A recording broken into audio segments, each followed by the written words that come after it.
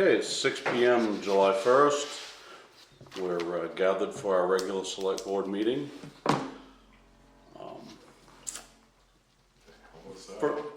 First of all, anybody that hasn't signed in, there is a sign-in sheet in the back. Just sign in before you leave. I'd like to open the meeting with a roll call. Select persons present: Jeff Peters, Mike Gould, Jamie Kane. Employees present: Brian Mullis, Michelle Nichols, Matt Blockler. Absent is Kelsey Ring. And we'll start with public and go around the room. Drusilla Stahl. John Simcoe, Interscoggin Bank. Jeff Pearl. Alderman Wright. Josh York. Okay, we'll start our meeting with the Pledge of Allegiance. I pledge allegiance to the flag of the United States of America and to the republic for which it stands, one nation, under God, indivisible, with liberty and justice for all.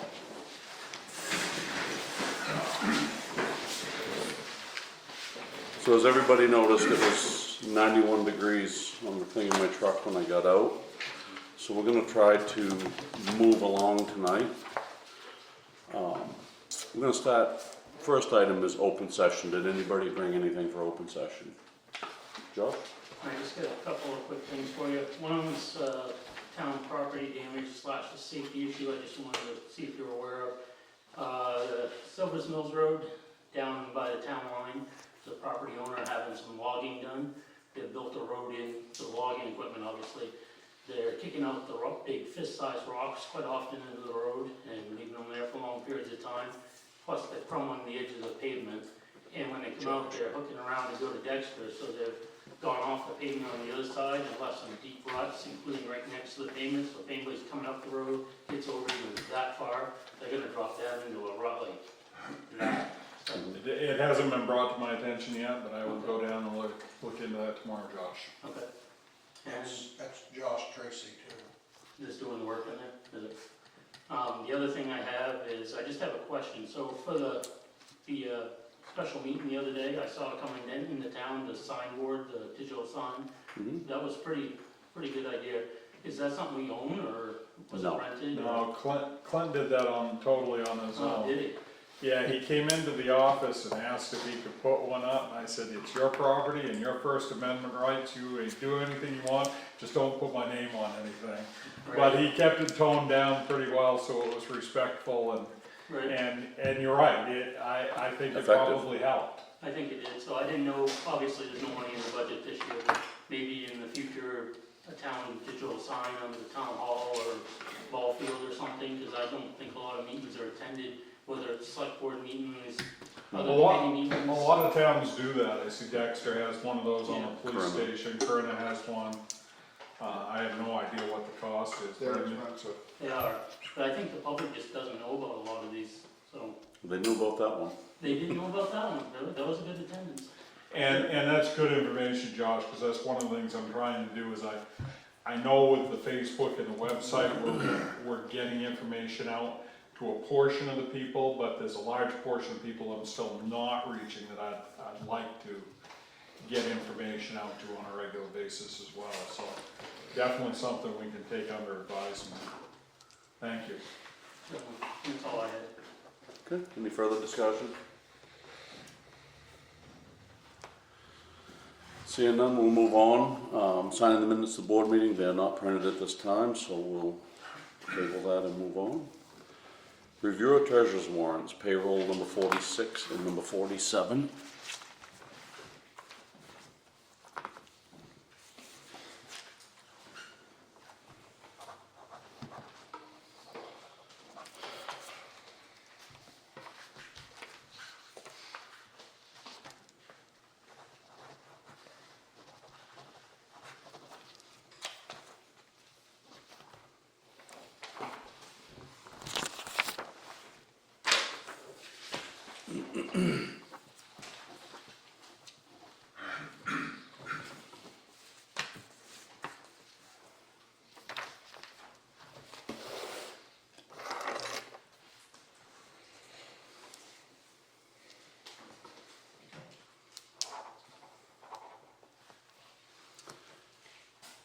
And then we've got accounts payable warrant number 48.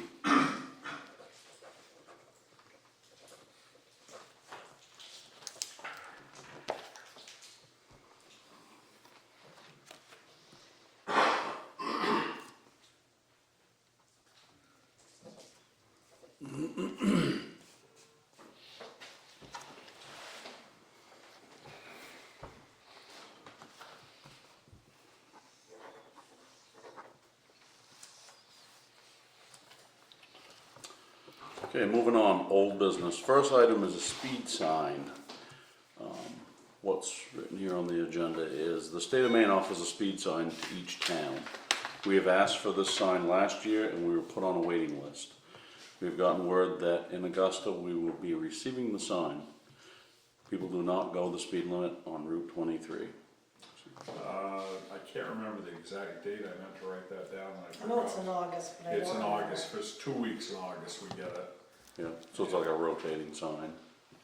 Yeah, it started out, like right now it's up in Washburn and it's gonna kinda make its way down. And they drop it off, we just basically tell them where we want it. I'm thinking we want it probably right on Main Street, cause that's where we seem to get the most complaints. Right. Okay, And it doesn't cost us anything. right. I wonder if they log that information, see how many people are breaking the law and use that information to put a permanent one in. I have no idea, do you know? Most of them have the potential to do that data, but whether or not they use it. I've never seen any reports that come out of it, but they do have that most of the trailers have that capability. They'll give you a traffic survey. Okay, moving on, policy review, and it appears to me like we have one policy to review tonight.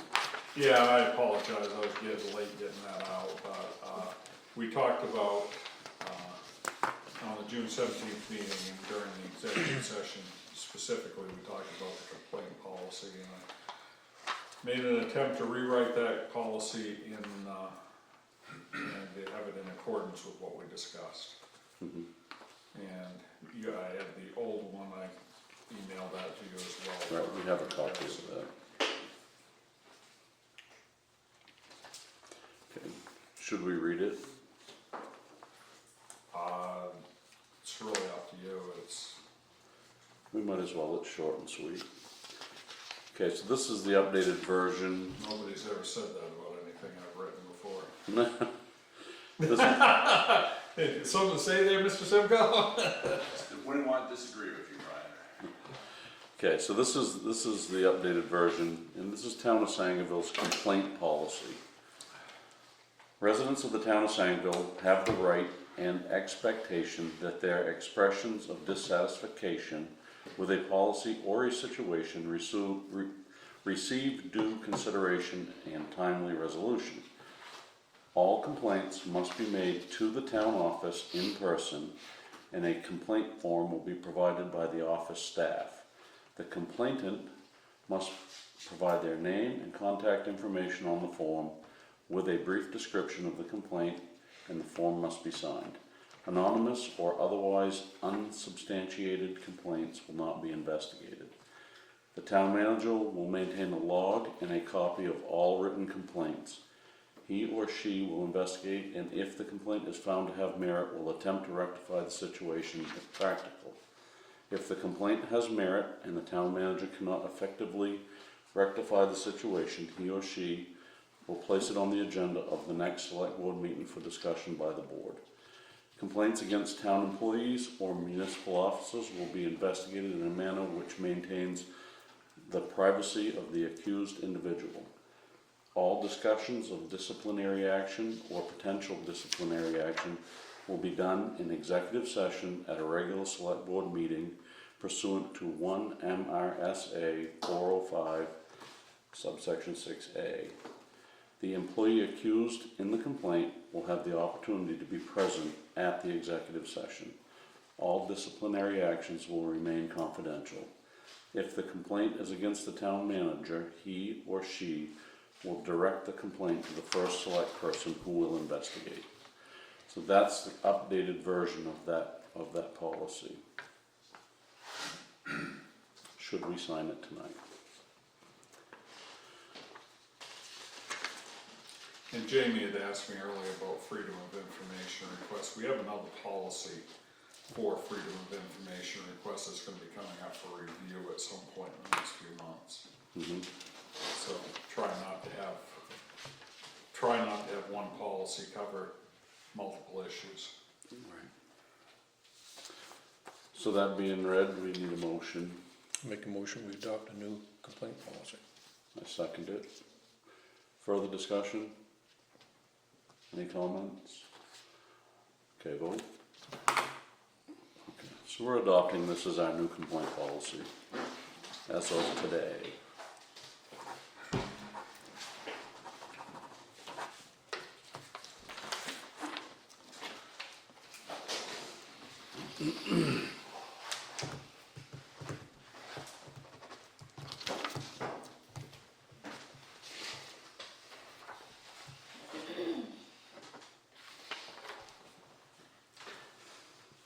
Okay, moving on, fire truck. We've got John Simcoe present. I've seen, we've got some information here. So John, we'll turn it over to you.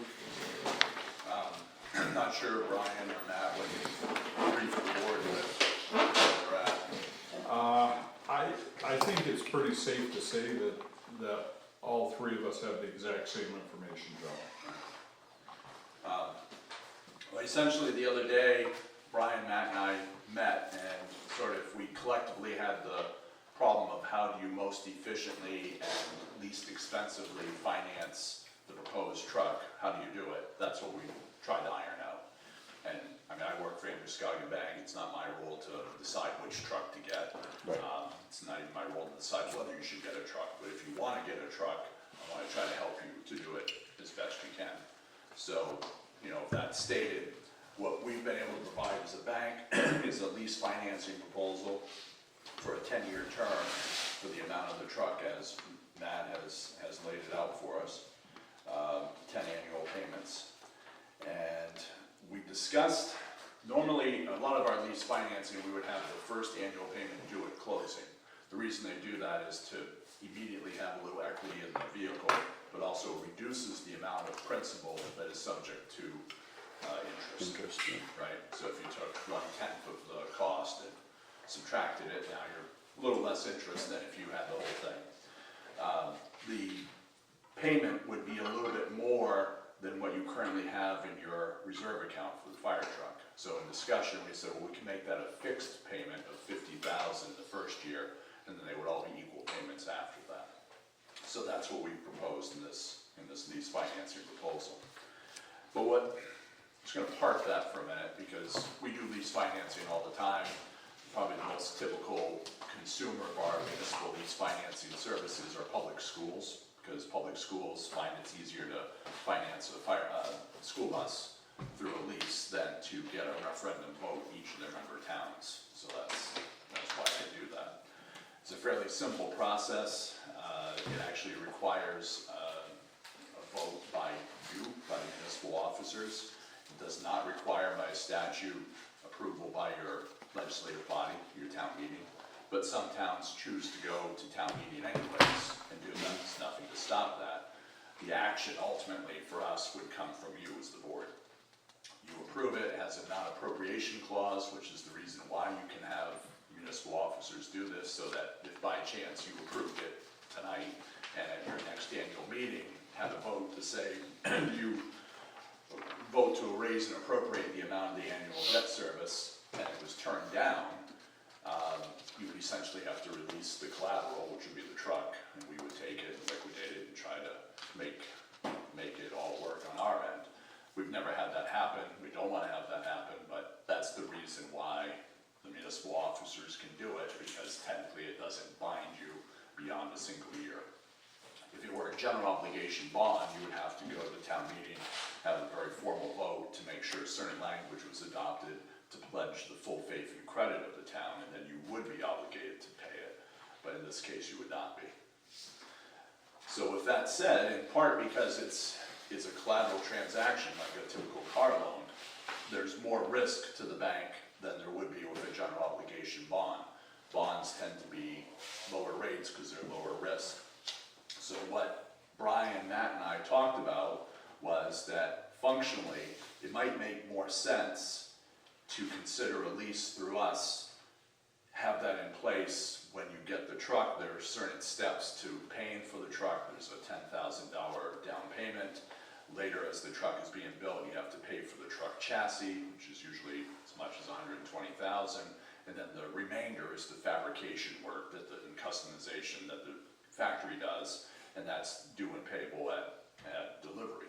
So you need flexibility to be able to have that money available at those points in time.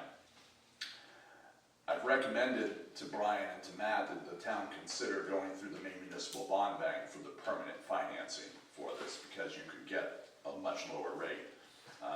Typical 10-year rate is going to be in the 3% range, where we're at 5.99 for a 10-year rate.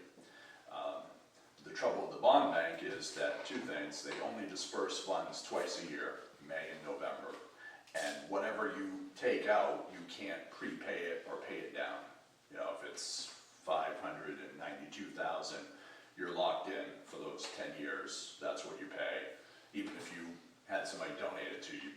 And the reason for that is that the investors, the mutual fund managers, et cetera, that buy these bonds are doing it for tax purposes.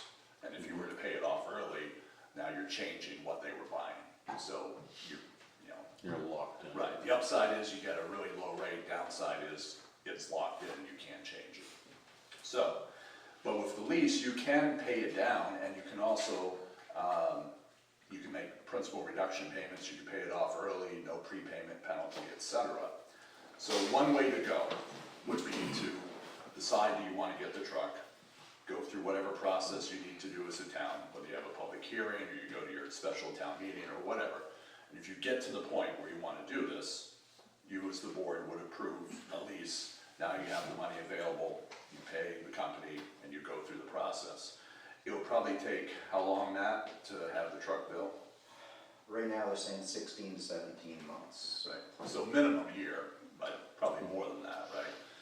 Let that all play out, and then during that time, you're trying to replace 2 trucks with 1, right? You're probably gonna sell 1 or both of those trucks. Yep. That'll take time to do that. You probably don't wanna sell trucks that are still in service until you have the new truck. So as all that plays out, if you want the proceeds of those sales to go towards this debt, while it's a lease, you could do that. You could sell the truck, take the money, pay it down, even if it's outside of your annual payment cycle. And when you get that all settled and you have a net amount, then you could go to the bond bank and secure, a lower rate for the remainder of the time. So, bond bank takes applications in February and August for disbursement in May and November. Applications are available online. I'm glad to assist Brian and Michelle with that. John, I have a question about that. We talked about the bond bank being around 3.5%. Yeah. Is that variable depending on the loan they make and the purpose for it? Because I saw it in the paper, and I don't know if it's accurate or not, that Lincoln Street Bridge project in Dover, they went to the bond bank and have a 5.5% rate on that, is what it said. Yeah, paper would have gotten it wrong. We're actually working with the town of Dover Foxcroft, and they probably quoted our bond anticipation note. Okay. Right? So, permanent financing. The reason it's variable really is not the purpose of it, it's the term length, and it's what the open market will bear. So some years, depending on what's going on with the national economy, people like to have the safety of a municipal bond because it's pretty bulletproof, it's gonna get paid back, right? If there's more competition for it, then the rate's gonna drop. If for whatever reason that's not appealing, then there's fewer people bidding on it and the rates tend to climb. So the bond bank takes all these applications and goes to the open market and sells these. So they don't know until that day of sale exactly what your rate would be. They just Now, is the bond bank generally 10 years, like They this can lease? do any. So you can put it out any way you want it? Yeah, what I gave to Brian was a 10-year quote and a 15-year quote. You have that in front of you. Yeah, but they could do an odd number, you know, if, say you wanted to stick to 10 years and you've got a year in with the lease, and you wanted to do 9 years, you could do that. If you wanted to go the other way and kick it out 16 years, you could do that. You just need to specify it when you apply.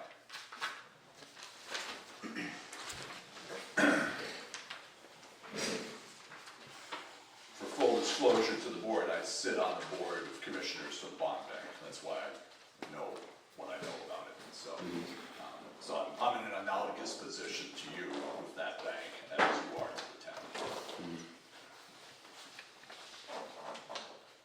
So basically, my understanding is Andrew Scoggin would be able to help us out to secure the funds so we can place the order, get everything going, yada yada, and then we can apply to try to get our rate down if that's what we choose to do, and try to knock that interest, take the payments down considerably. But The other piece, Matt, just to jump in on that, is that to get the bond through the bond bank, or even if you wanted to get a general obligation bond through us, you need an attorney, a bond attorney, to prepare that language, have it adopted, have the note prepared, etc. Most towns usually like to have that type of decision made at your annual town meeting.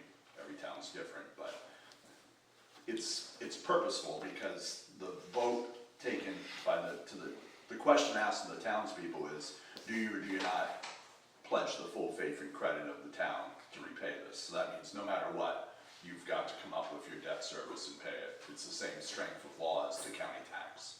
So, And the closing cost on that generally runs $2,000 to $4,000 probably. yeah, probably closer to 3.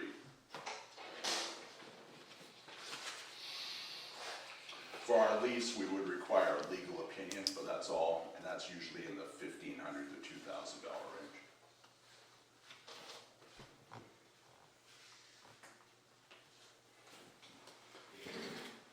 So that legal opinion looks at our finances as a town? No, it just looks at, let's say you got to the point, Jeff, where this board was gonna approve it, then they're gonna look to see that it was a duly called meeting, and that, it was an affirmative vote, and that the meeting was run the right way, so that you took the appropriate action, Correct. so. Looking at the finances for our bank, we look at that. So we would take the audits, our credit department would review that and would develop a risk rating, do all of that business.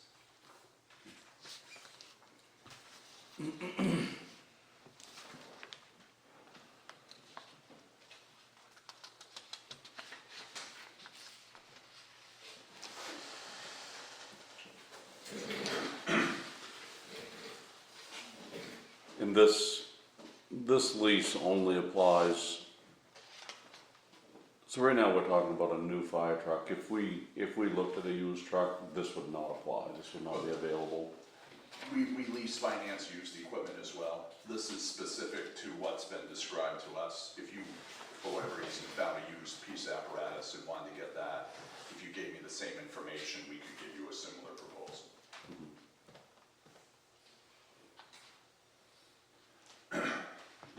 The lease, Jeff, is tied to a specific vehicle. It's not like we're giving you this money and you shop, for it, right? Right. So, I was just curious if the rates, if everything is the same, if we did find a year-old truck, does the same thing apply, or is it like cars, does the rate go up if the truck is used?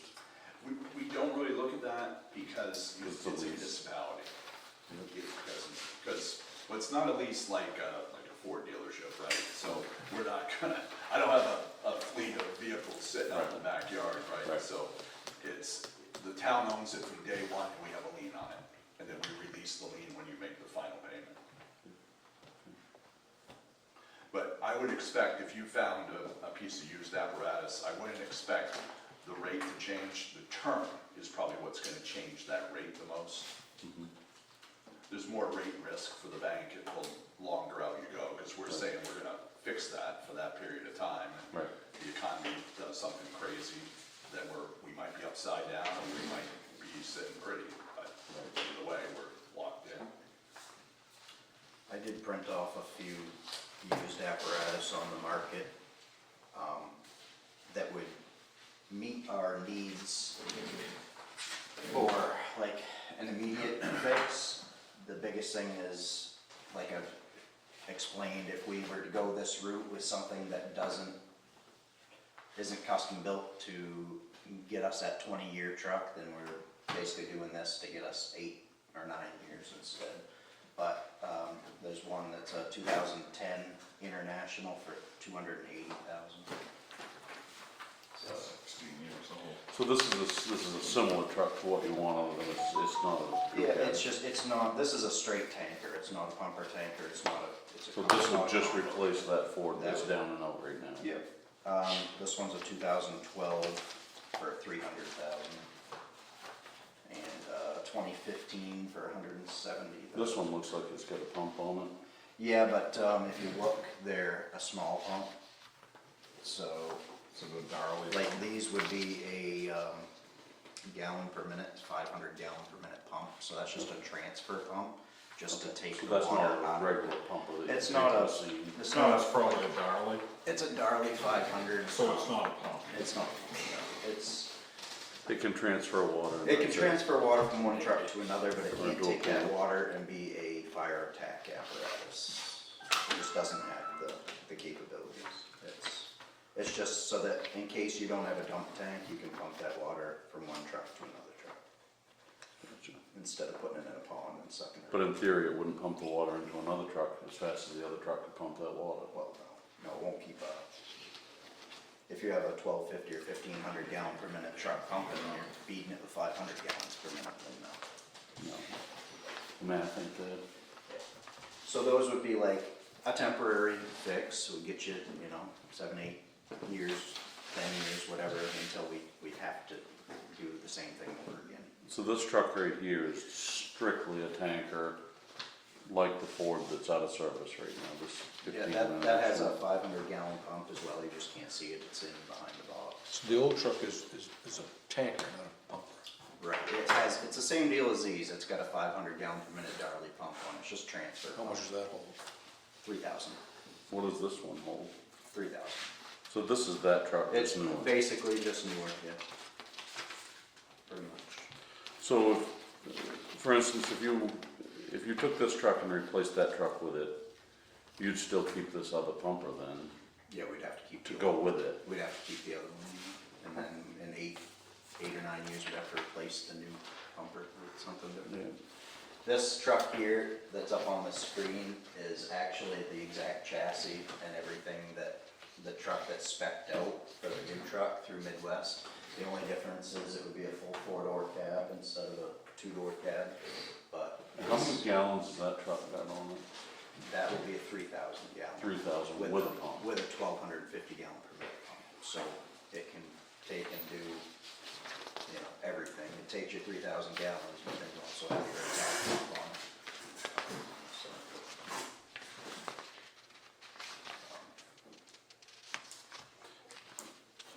So it's really just whether, we get something used and worry about the next truck in 9 years, or we try to look further down the road and get a 20-year truck.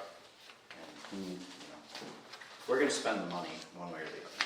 Really, it's just whether we do it in small chunks or we do it in one bigger one. What are your thoughts, Brian, on doing this lease on a truck? Where do you think we're at with the ambulance service? Do you think we're gonna have that big surprise thrown at us? I don't think so. I think Northern Light has somewhat stabilized. Yeah, I know. That was one of the It's a concerns we've been wild- talking about. It's a wild card. What we have is we've got ourselves in a decent position where we've got the first responder service in the fire department now. We need to train some more first responders. We're working on that with the technical college system in the state. But if we got a surprise, yeah, we could potentially buy a used ambulance for $100,000 somewhere along the line. I don't think so. I think Northern Light, and I think the fact that we've got the first responder service is going to help keep them in the game, because that's going to, It gives them a cushion. yeah, It for takes, lack of a better term. it takes the heat off, and when we have And people screaming about where's my ambulance, if, Somebody feels like. if somebody's there, then that screaming isn't Yeah. quite as, you know. And it may be that the reality of the way things cost, waiting 15 minutes for the ambulance, as long as you've got trained first responders there, may not be as bad a thing as a lot of people would like you to believe. That was one of the things in thinking through this And truck I- and this you know, commitment.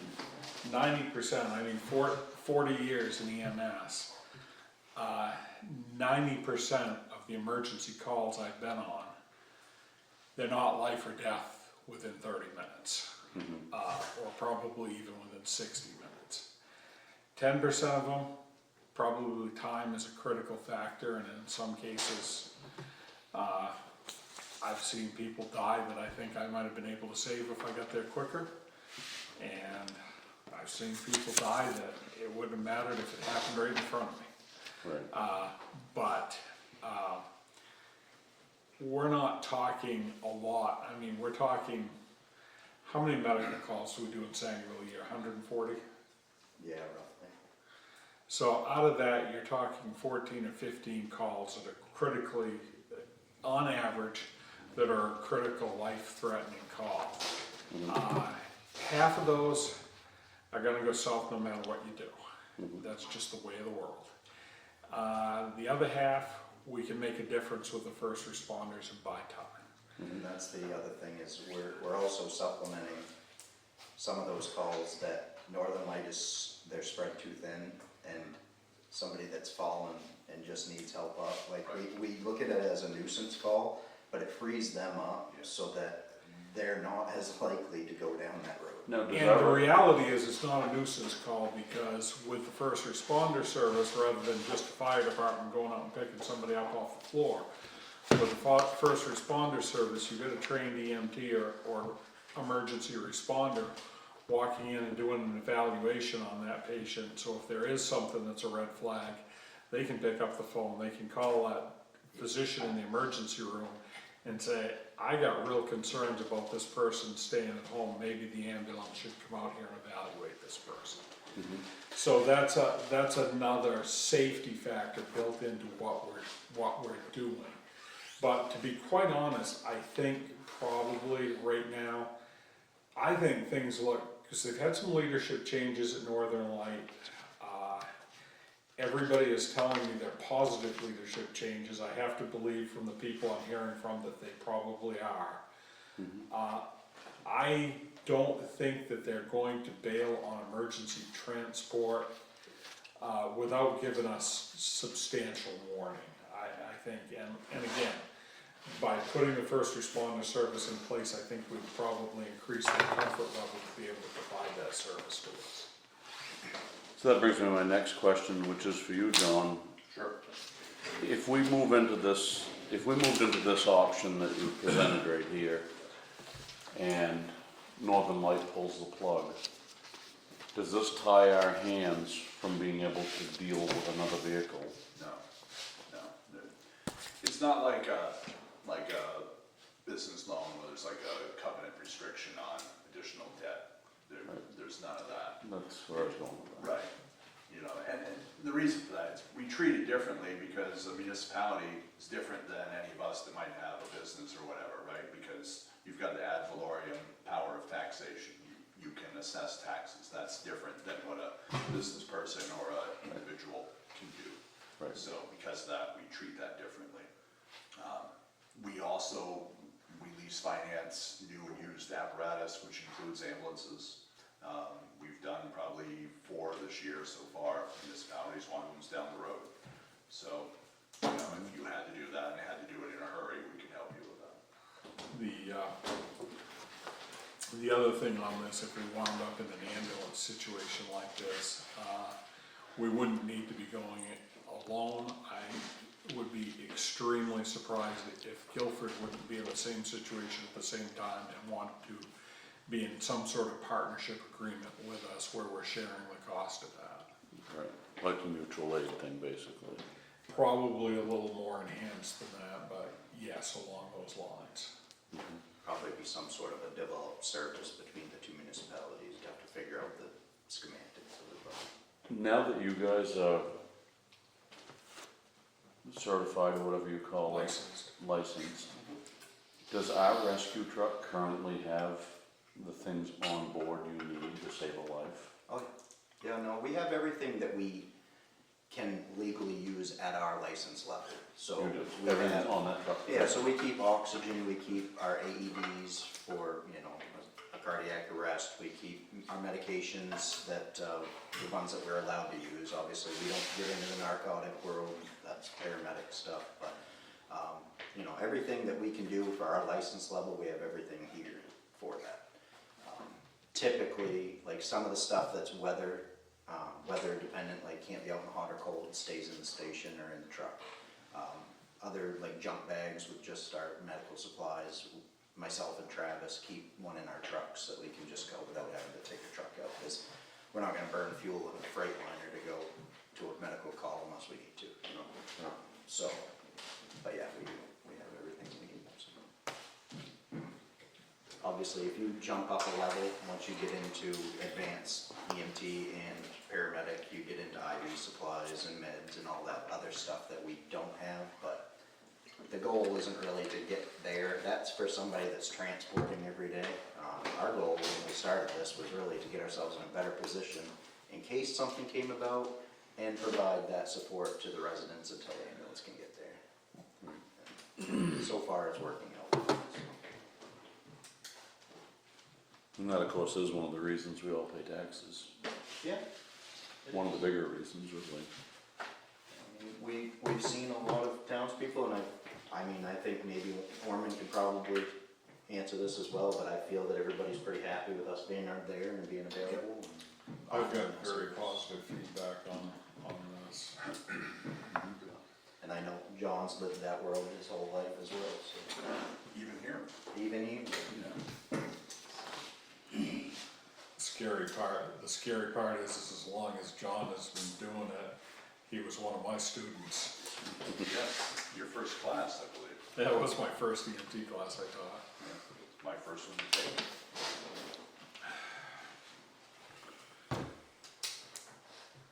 so if we went with this route, from everything I've gathered from John, we would have no increase this year, because the only monies that would be coming out this year would be what's in our fire truck reserve.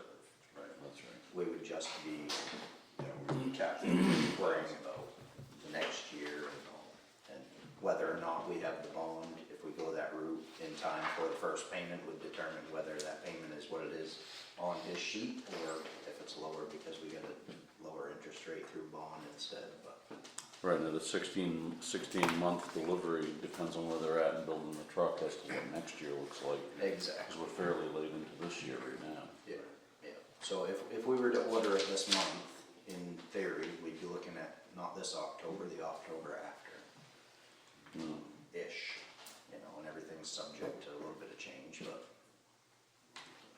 Jeff, the difference between the 10-year lease and the 10-year estimate from the bond bank over the life of the lease or bond is about $50,000.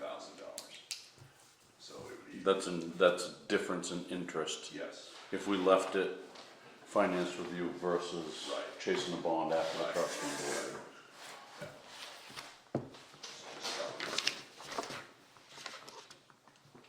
but I think the happy medium is to use it for, I don't know, whether 6 months or a year, 18 months, whatever you need to get through purchase and sale and all of that, and then convert it.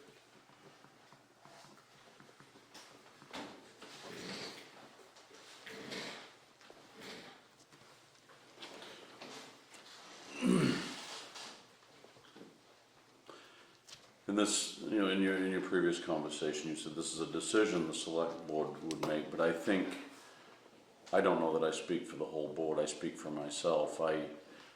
If I'm gonna spend $500,000 of the taxpayers' money, they're gonna have a part of the decision. I just feel it needs to go that way. I would make a strong recommendation that this go to a special town meeting. Absolutely. I'm not willing to make that decision without the townspeople behind me. You know, raise your hand and make sure that everybody's on the same page. That being said, I know we need to do something with this fire truck.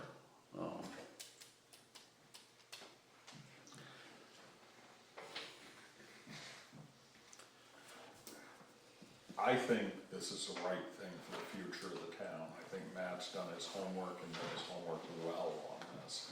I've kind of followed behind him and checked up on pretty much everything he's done.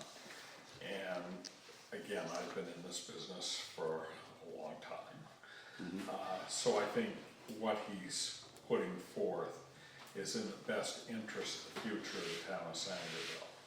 Now, that being said, I would be remiss if I didn't bring up that one resident came to me and suggested that maybe the selectmen appoint a special committee to look into purchasing all the options of purchasing a fire truck, and then report back to the board. In all honesty, and this citizen's motivation behind that was he was hoping to maybe insulate Matt from possible criticism from some of the taxpayers, because if, you know, a committee came to the same decision that Matt did, then we're in great shape.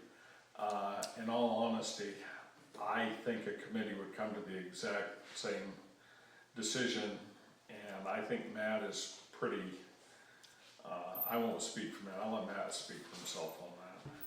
Yeah, I mean, I have truly, when I've done this, I've looked at the future of the Sangerville Fire Department and the needs of this department, and as much as, you know, a committee is great with it, a committee doesn't understand what we need for a truck, what we're going to need, what the capabilities are of it, you know. I understand that, I truly appreciate wanting to do this. I just, honestly, I feel that the best people to make this decision is gonna be the people that have to use it and have to rely on it for their life safety. And I feel like in the spec of the truck, I mean, I know firefighters are no different than me. I like the toys on my truck, and, you know, I feel like we've got some checks and balances with Brian sitting where he does. He kind of understands what you need, you know, what's a need and what's a want. Right. And that's the piece that you've got to, you know, sell to the people of the town of Sangerville, is that, you know, that they're paying for what they need. Yeah. This is really pretty bare bones, in all honesty. It is. You've I got a believe it is. 1250 Hale pump, I mean, that is the Chevrolet, or excuse me, that is the Ford of the pumper world. It's dependable. Say Chevy, comes broken down. What I'm saying is a Hale is a dependable pump that fire departments have been using for decades. It's no frills. Everybody can learn to use it easily. Therefore, it's probably on almost every truck if it's the most practical. Yeah, I mean, you get into some of your bigger departments, your city departments, even Dover, you see some of the waterless pumps, which are a lot more expensive. They take a little bit more skill and training to learn how to use, and you can do some cool stuff with them. They're not asking for that. They're asking for a Hale pump. They're asking for the 3,000 gallon poly tank, which is what they need. A basic truck that will transport people, and, you know, some space to put some equipment on. We're not talking, this is really a no frills truck. I think that's really the only thing to look at is, you know, that it meets the needs, and knowing that it does. I mean, they know what they need more than anybody does. Yes. If the people came down and said, we'd rather spend $300,000 on a 2015 truck to get us by 8 years, that's fine. It'll do the job, but in 8 years, we're going to have to do this again. We don't know what the price is gonna be then. It hasn't come down, and it ain't looking like it's going to. So my interpretation, if we went with that 2015 Freightliner you just threw at us for 169 grand, we're gonna keep this other Ford because that Freightliner will not do both jobs. We'd have to keep a second, attack pump to be a backup. But we could get rid of the truck that's a problem. We could get rid of that truck, but that truck holds no real value that we can see at this moment. I mean, Right. maybe a little bit. But we can't generate the 30 or 40 or 50 grand out of this other truck If we go that route. if we go this No, if you $169,000. get $2,500 for the tank truck we need to get rid of, I'd be surprised. So are we keeping it for a reason or should we be actively moving it? In all honesty, what I think you should do is make a motion and vote, for us to put it out to bid. The only reason that we are having it sit there is just until we've made a decision, but in reality, it can't go back into service unless that you guys voted to put the money that it needs into it. Well, it wouldn't be us voting, it's gonna be the town. Right. We get 3 phases here of new, used, and repair that somebody's gotta vote on. And I don't think we should be getting rid of anything until we've done that. Fair enough. And I think I agree with you. I mean, this decision affects my taxes, affects me personally, but it affects every single person in the town, which makes it a good place to make that decision at that level. When we started playing with the town hall thing, Steve came over and he had really good information on easels. The people walked in, they understood what he was talking about. And that is probably how this ought to be approached, is you got 3 options and here they are. New, used, and fixing this old one. And have it presented clearly and have the decision be theirs. I could put all the information together. The biggest thing that I think, and I'm not an expert on it, but I think when you write a warrant, it has to be like a yes or a no, right? So how do you give them options? I don't know how you're, Well, you'd have to have an informational meeting first, Yeah. and then you'd write a warrant for, like we did, just a single item vote.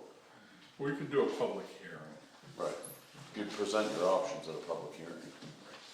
and in that public hearing, we could even probably ask Brian to bring Dover's truck up so people could walk into the parking lot and see it. I just don't want this to turn into the past with these buildings. Right. When there was a 3-phase thing to start with, then all of a sudden it just turned to one and you vote. That really soured them up. It's hard to spend $500,000 without knowing your options. And as a taxpayer, I just wanna know that I'm making the right choice. But, like you said, you don't wanna murky the water up any more than you have to either.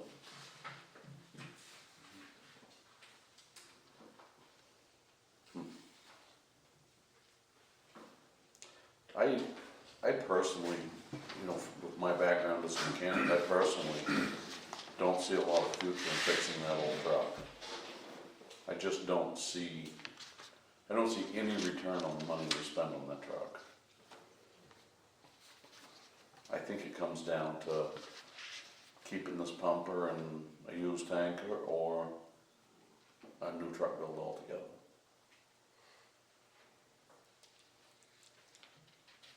But if we put together a committee, we're talking, it's gonna take months to get through all this, and Hey, I'm not crazy about that either.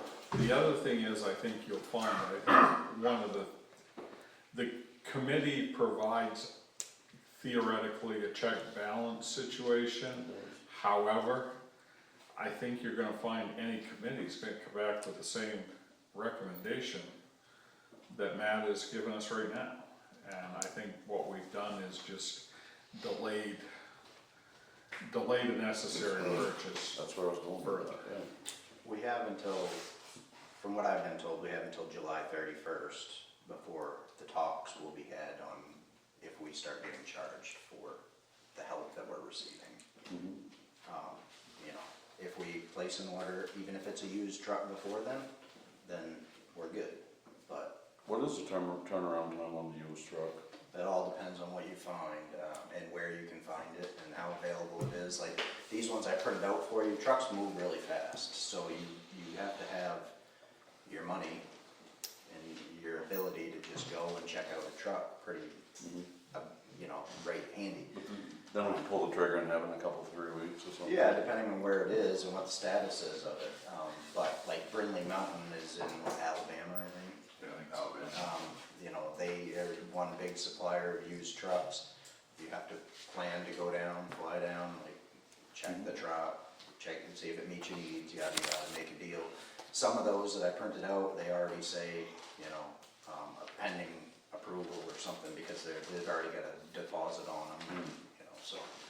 Like that 15 for 169,000, that seems like a reasonable option to consider. Right, it's not, you know, it's not a huge dollar price for it. Like It's, you said, you get 8 years of service for 3 years of payments yeah, on that kind of money. 3 years when it's paid for, you could start re-looking at what to do to replace the 2 trucks.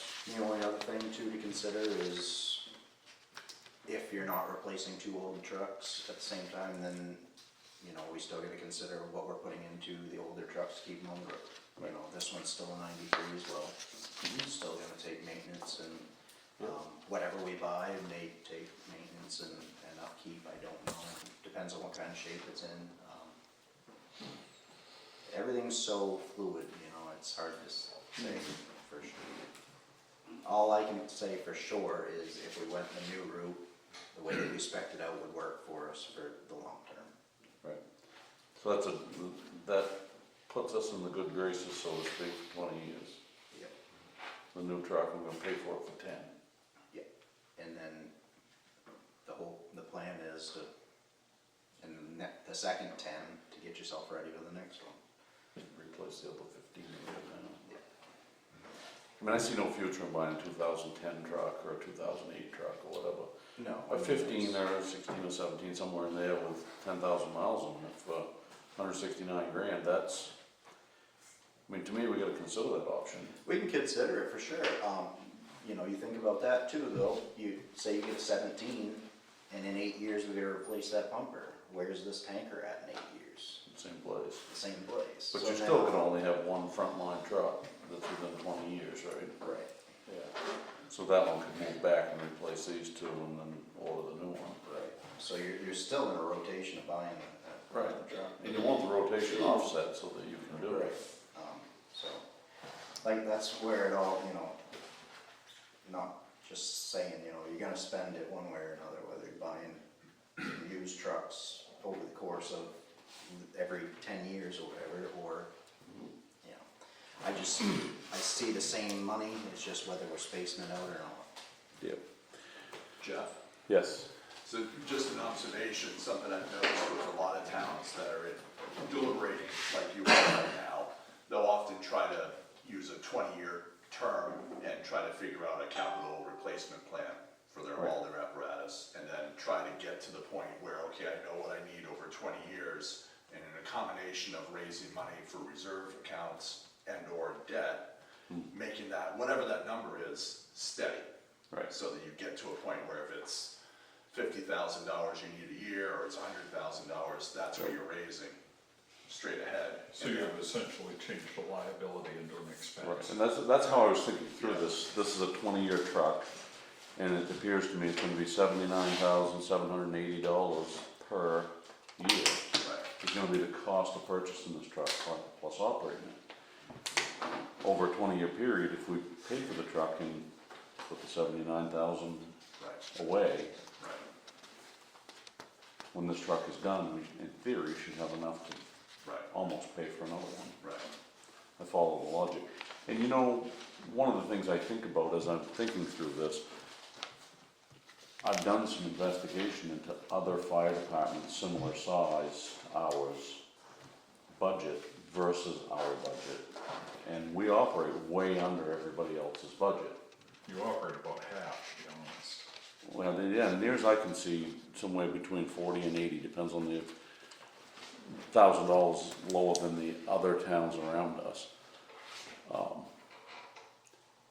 So to me, that explains why we got a bunch of old junk. Okay. That's, we haven't been on a good rotation cycle. Like with the rescue truck, that was old junk. But you gotta remember Guilford, they get paid from Parkman, they get paid from Abbott, they get paid from Kingsbury. Kingsbury, they get paid part of Monson. That's a lot of money that comes into their station, That we don't have. yes, Right. Greenville does the same thing. yes. Yeah, you guys have all the unincorporated. Beaver Cove, sure. Milo's doing the same. We've talked Although I about, don't know how they run, They have Warrenville. Almost every town in the county has, I actually do believe that we are the only one that doesn't have another town that we cover. Right, because you're surrounded by. Because we're surrounded by. By apartments. I mean, even like Bower Bank has part of like Barnard and like, Yeah. even like every town has another, whether it's unincorporated or an incorporated town. Right now, Guilford, I don't think they're getting a lot out of those towns, but they're getting something. It is something that goes back into their pocket. and that's the hard thing is, you know, if there's a fire in Parkman, there's a chance we're probably gonna be there There's first. not a chance, dude. we are gonna be. Pretty much if there's a significant fire anywhere in the southern part of Piscataquis County, almost every department in southern Piscataquis County will be there in some level or another. Technically, Guilford could set their rate. Whatever they, It just seems, you know, Guilford's got what, 3 towns that pay in, we've got 0. And we're providing better coverage. They can basically set their rate, but then the town or the county doesn't have to pay it, but they have to have coverage, so then they have to pay whatever the bill is for every call. So like the county opted to do that with Atkinson, they didn't wanna sign the contract with Dover. So now, every single call, they get billed, the truck rates, the labor rates, the guys, everything. And I think they're playing the game to see how it plays out money-wise, but some years it may benefit you because you don't get a lot of calls, some years you're gonna get hammered hard. So, And I've asked the question before, it would seem logical for us to approach Parkman, but then that makes a problem for us in Guilford. See, that wouldn't bother me.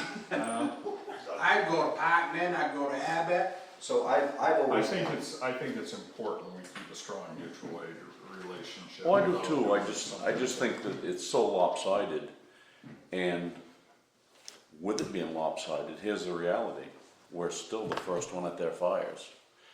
And if we had Parkman to help offset the cost of our trucks, Guilford would still have 2 or 3 other towns. They still have Abbott and Kingsbury, for sure, and that's, so that's one of them things is, if you approach it in the aspect of, hey, when we look at this from a mutual aid scenario, it makes sense, because if we come and help you guys as mutual aid, we're not helping Guilford per se, we're helping Parkman.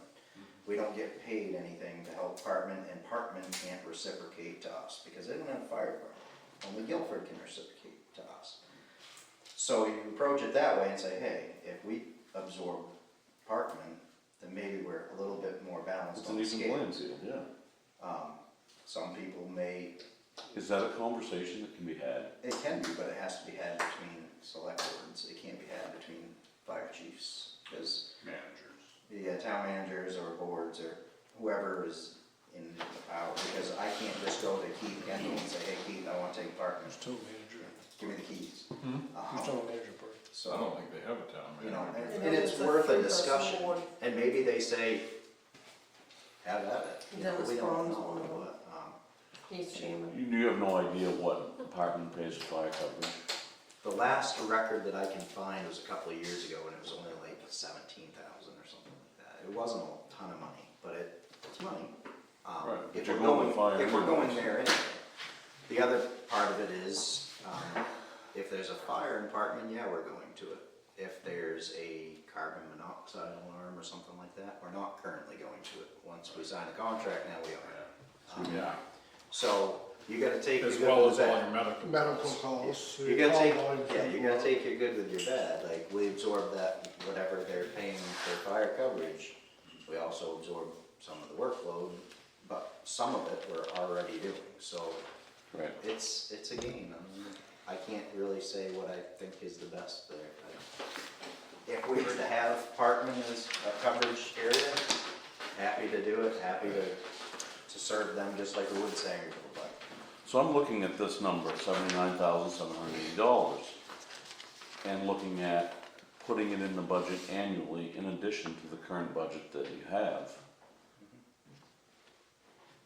And trying to figure out how that looks. I sat through the budget committee meetings this year, and we can't just add that to our budget without taking a real big jump in our mill. Which means we've got to figure out if there's places we can trim, in addition to increasing the fire department's budget to make that all balance out. That's the piece of this. I don't think any one of us, it's not that we don't want to approve a fire truck, we've got to figure out how to make that work. We've had a pretty aggressive road budget the last 2 years. We have. We can probably back that off a little bit, because we've got a lot of work done. We've got a lot of work still to do. Right. Don't get me wrong.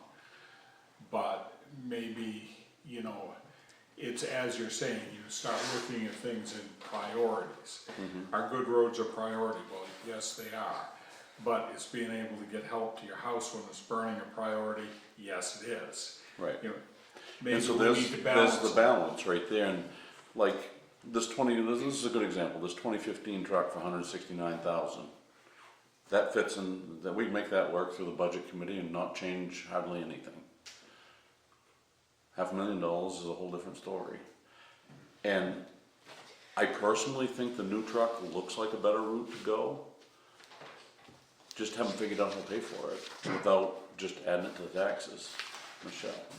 So The final line's 3/4. we're talking about, you know, the EMS and the more calls and the more this and the more that they're called out for the EMS stuff. They just did a payroll of 23,818. That's 1,459 hours that they've put in so far. Mhm. That leaves them out of 38,000 that they budgeted, 14,000 to get from now to the end of the year. So that's gonna come up short. So next year, we're gonna have to bulk up the budget for the payroll to make sure we don't come up short on that, to keep going and anticipate more hours. And this is, the Parkman thing would help that. There would.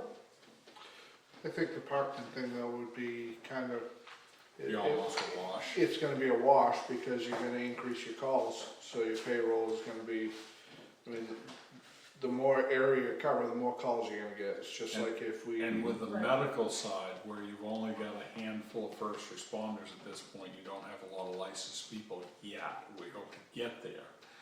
But yet, you can burn people out awfully fast. That's pretty cheap. Emergency service, 17,000.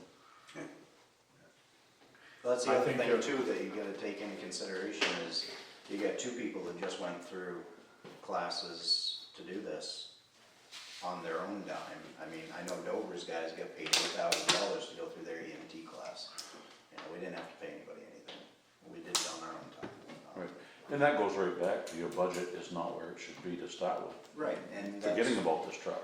and that's why, you know, I think some of us would rather eat it on that end to try to better the department on the other end, you know what I mean? Just the more that they're licensed, the more that people realize that they're licensed, the more calls they're gonna get. You know, or I agree. you have a busier fire season, or whatever. We just gotta make sure that we don't shortchange the guys in the budget, that's all. And that's kind of what I see with that, Michelle, is we've got a real tiny budget for our fire department. We're fighting a budget issue already. We gotta figure out where to cram 80 grand into that every year. if we're gonna commit to this fire truck.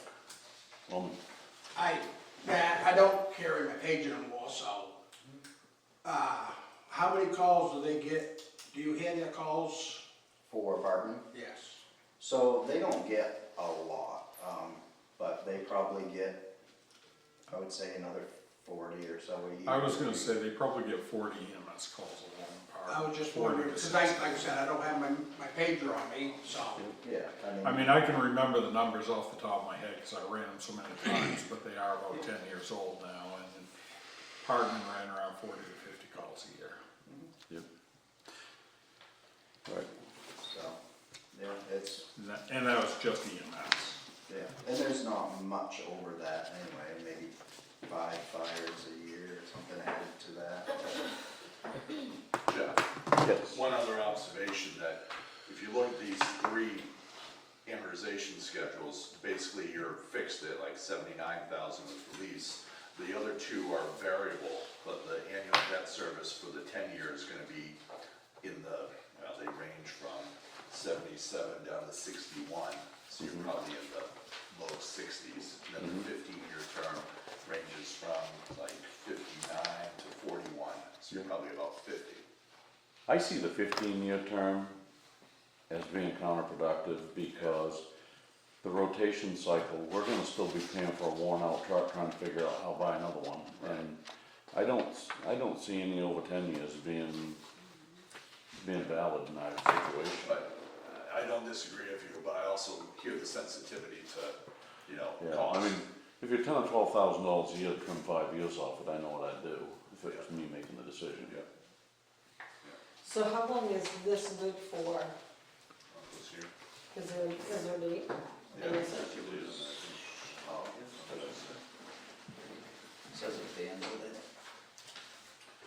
Oh, what did I say, August 3rd, but we can probably do a little better than that. I was just wondering, how soon do you want to put together a public hearing or We gotta- informational We meeting? gotta do something We gotta this month. And then. Yeah, we just gotta decide, first of all, I think we gotta decide which Special route town we think we ought to go and then present it to the people. I mean, ultimately, the decision to buy the fire truck, I'm not comfortable signing on that decision without the people behind me. And I don't think you should be. I mean, this is a big decision, and even if you have the legal power to do something, doesn't necessarily mean you should do it. Right. I think you'd have some mad citizens. I think a Oh, special town meeting is And they'd be really justified in almost. being mad. I feel if everybody has all the information, then they can make their decision. Oh, I think this would go to a special town meeting, you'd have a turnout, not quite as much as we did the other night, that was unprecedented for a special town meeting. But I think we'd have a good turnout, and I think there'd be some discussion, and I really think probably at the end of it, it would pass unanimously. But again, the And people. that's all would make- fine, but The we, people would have made the decision. that's not- right. The little piece of that is, and I'm fine with all that, we need to know where this goes in the budget and how we're gonna make it work, that's all. I agree with you. And I've banged my head on the current budget we have, and we're not going to be able to add We can't raise- $80,000 we can't to raise it and have it be taxes. palatable next year.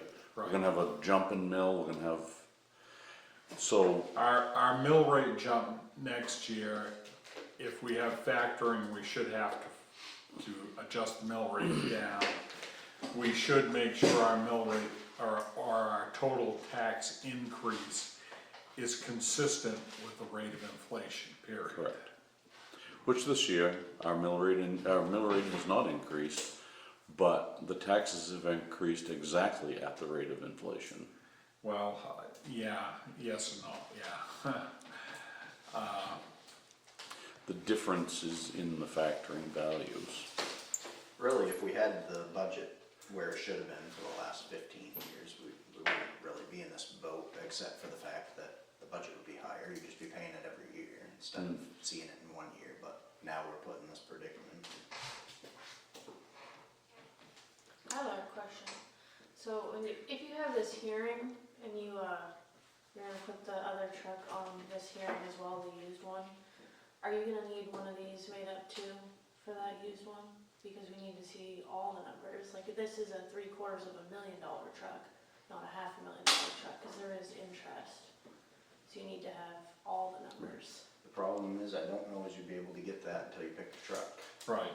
Right, and that is the hard part, and we could go through this whole thing and the truck be sold, likely it would be. Well, that's the thing, is that's why you gotta have everything in a row. You're gonna say, we're gonna spend $300,000 on a used truck. This is what we're gonna get, and then shop for it and be ready to do it. And Dover's done that a couple times with some very mixed results. Yeah, well, they had one that they got out of Ohio and it lost 2 motors and they ended up having to buy another truck to replace it. Yeah, and that was a ladder truck. That was a lot of money. A lot of money. So, I get scared about And why, contrary to popular opinion, I wasn't the guy that blew one of those motors. I get scared about why they're getting rid of a truck in this market right now. Why would you get rid of a good working truck to spend $600,000 on a new one? Unless you're trying to stay ahead of the curve, but still, it worries me a little bit. Depends what you got for tax base. Right.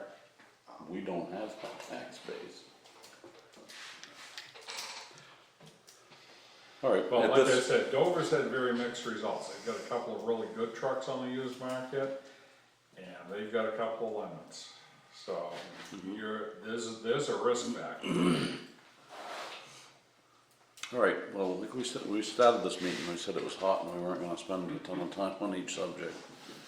I think So John, at this point, I appreciate you bringing this to us. We are at a place where we've got to do something. We just gotta make a decision which route to go. I don't feel like we have enough information tonight. We have enough information from you, we have enough from Matt. We don't have enough exploration as to where to put it in the budget. Oh, I understand. Yeah. That's the piece that, for us as a group, we've gotta come up with that answer. And then, my feelings on it, like I said, and I think these guys feel the same way, this is a decision for the people, not for us. So that's where we're at. Yeah, Jeff, I didn't anticipate that you would approve this Right. tonight at all. No. But I want to be a resource to you. Right. And give you whatever you need for information. Yep. I think in order to try to stay on track, if you guys are good with that, I'd really like to get a public hearing scheduled as soon as we can and get the people involved and keep the ball rolling, because like I said, I don't wanna get in a position where we're starting to get billed for help and, you know, I really wanna just try to keep moving on. Ultimately, we're gonna have to do something and pushing it, we're not saving anything, but pushing it any further. And I'm ready to present anything at any time, so. So what would we be billed for? What's that? What are we gonna be billed for? If we don't have a plan, then our mutual aid partners will start billing us for the use of their tankers. The mutual aid contract basically states, if we can provide you the same service, then one hand washes the other. I don't have a tanker to provide them. So without my tanker to provide them, I have a short time to make a decision or I start getting billed for tanker use. So that'll be for structure fires, basically. Or car fires, anything we need a tanker for, wildland fire.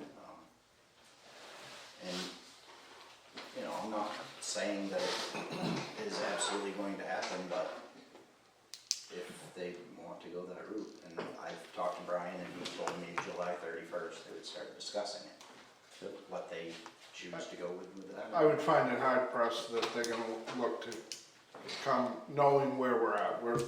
We're moving forward, we're not sitting here kicking it down the road.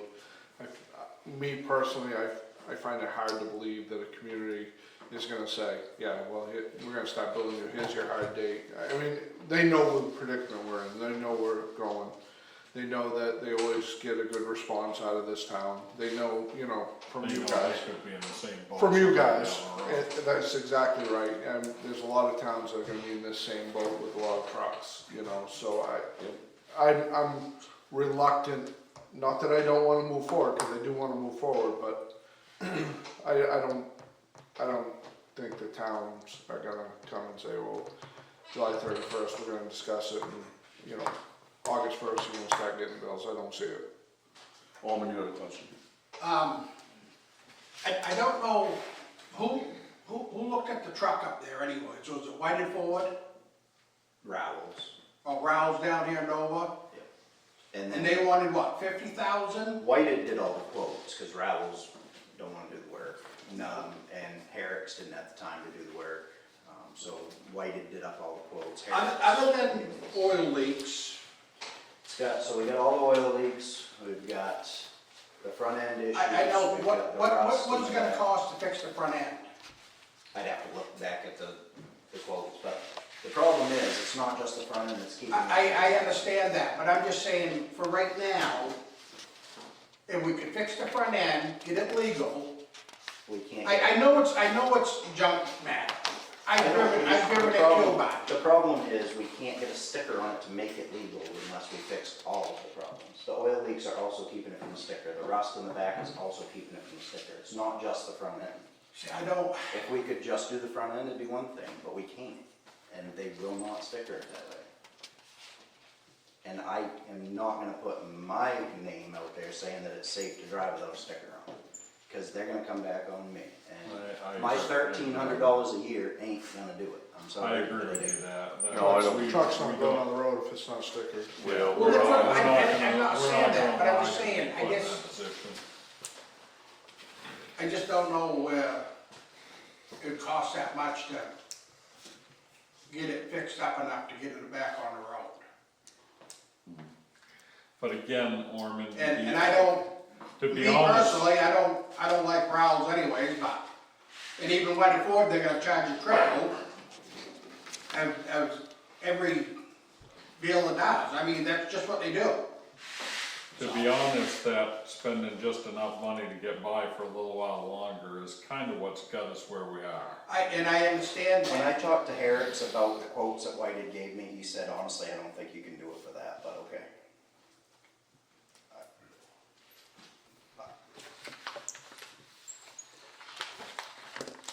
Has Josh looked at any of this? The other question I had, there was some question about the baffles in the tank itself, It was fixed. it was fixed. So the tank is good, it's just the mechanics, the truck underneath of it. But, I mean, that's an option we haven't explored, but I don't think in this case it's the right option.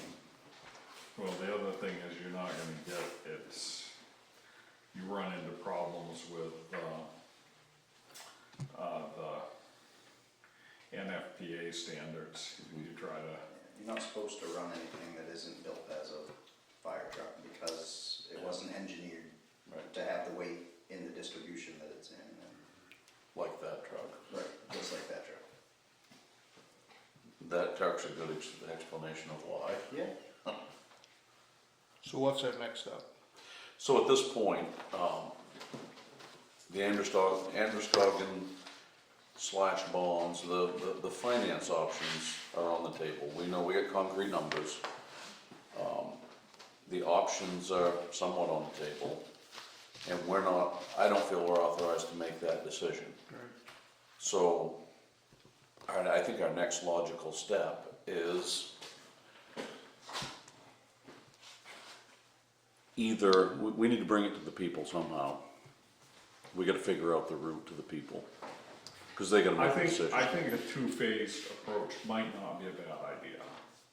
Do a public hearing where we can just walk in and talk about it, we can answer all the questions and have people walk away and think about it for a week or two, then bring it back as a question for a As special a, town as meeting. a single item warrant. Yeah. And I think that presentation to the people, public hearing, I think that would be nicely done right here at the fire station. Open it up, the trucks are here, question and answer session, these are your options, And let people learn a little bit more about the fire department while they're here. and why they want it, and And we can, like I said, we can get Brian to bring that truck up from Dover, that's almost exactly what we're looking at. And people can see that, you know, our firefighters aren't looking for something with a lot of pretty toys, they're looking for something that will do the job and that's it.